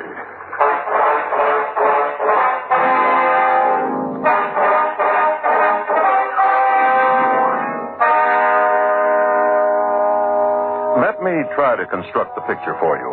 Picture first a frigate under full sail on the Honduras run. Sea, sky, ship. Now rigging of ship. Now on rigging, captain of ship. Fresh from a noonday snooze in a hammock. Who, from force of habit, had time only to grab his plumed captain's hat. Scared. Below him on deck, Dickie Coyle and John Richardson. Dickie threatening the captain's life, and John fingering the trigger of a blunderbuss, which had a pretty good range. And now, gathering toward the scene of this nautical picture, the crew, muttering, pointing, and wide-eyed. Now the picture moves, as the captain holds on with one hand and gesticulates with the other. Men, listen to me. I am your captain, and you who have sailed with me before know, oh, how well you know, that I have only your welfare at heart. Which of you has it in him to stand by and watch his captain perish? Which of you does not remember the storms I've sailed you through, the still seas and the torrents? And which of you could not come to me in times of stress, needing advices or medicine, and I would give it to you? Men, I order you, seize those two men who wish to murder me and throw me into irons. I order it, and there will be rum in the forecastle when I get back on deck. You heard me then. The men, used to a ship where fair play had been practiced, only shifted their feet and listened just as attentively to what Dickie Coyle had to say. And Dickie Coyle said it. Get below, men. I'll divide with all of you what monies there are in the captain's chest. Get below.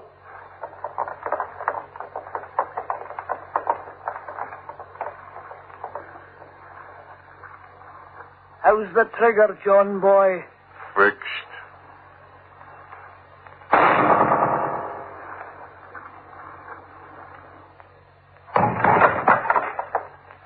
Throw him overboard, John.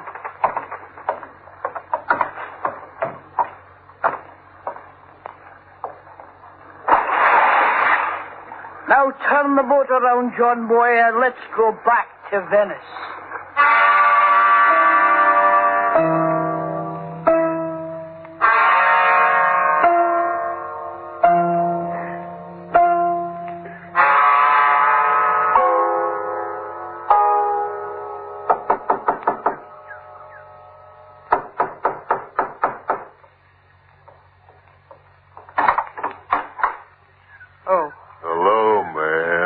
It is you. Finally, it is the two of you. After a year it's been. Hello, ma'am. Molte. I cannot allow myself to say it. Oh, yes, you can. Your husband's dead, Mom. You tell me this? Foot caught in a halyard, Mom, and over he went. In a storm he was. Men begging him to stay below, they loved him so. But not him, brave fool that he was. Police! Ma'am, what are you saying? There came here a steward to my husband, from whom you wrested the blunderbuss he would not give you. He has told me the story. How you shot, John boy. We'd better run. We'd best leave here, John boy.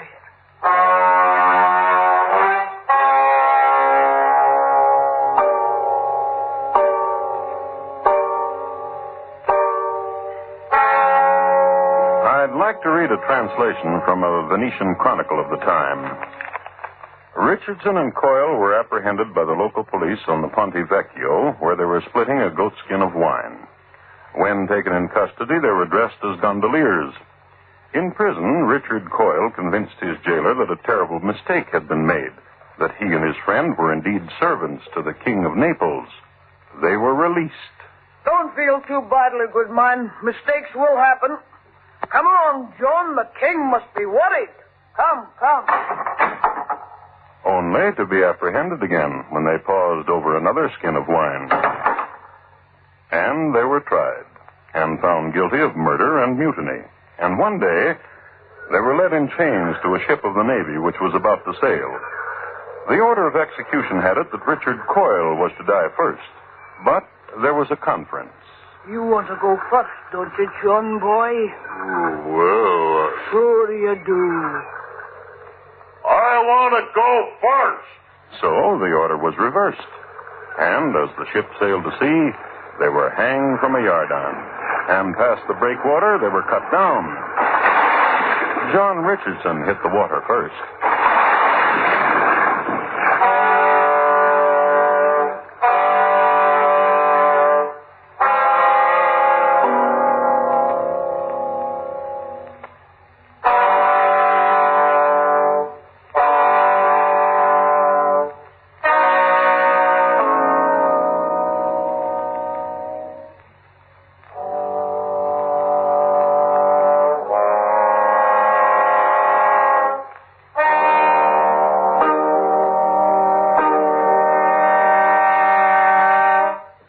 Coyle and Richardson, tonight's crime classic, was adapted from the original court reports and newspaper accounts by Morton Fine and David Friedkin.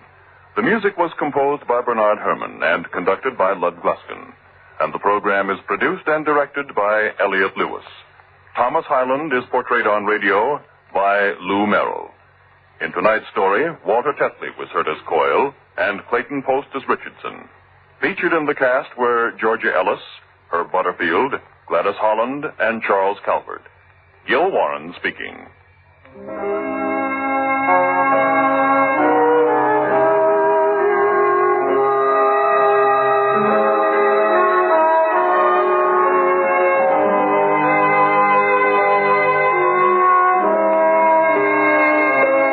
This is the United States Armed Forces Radio and Television Service.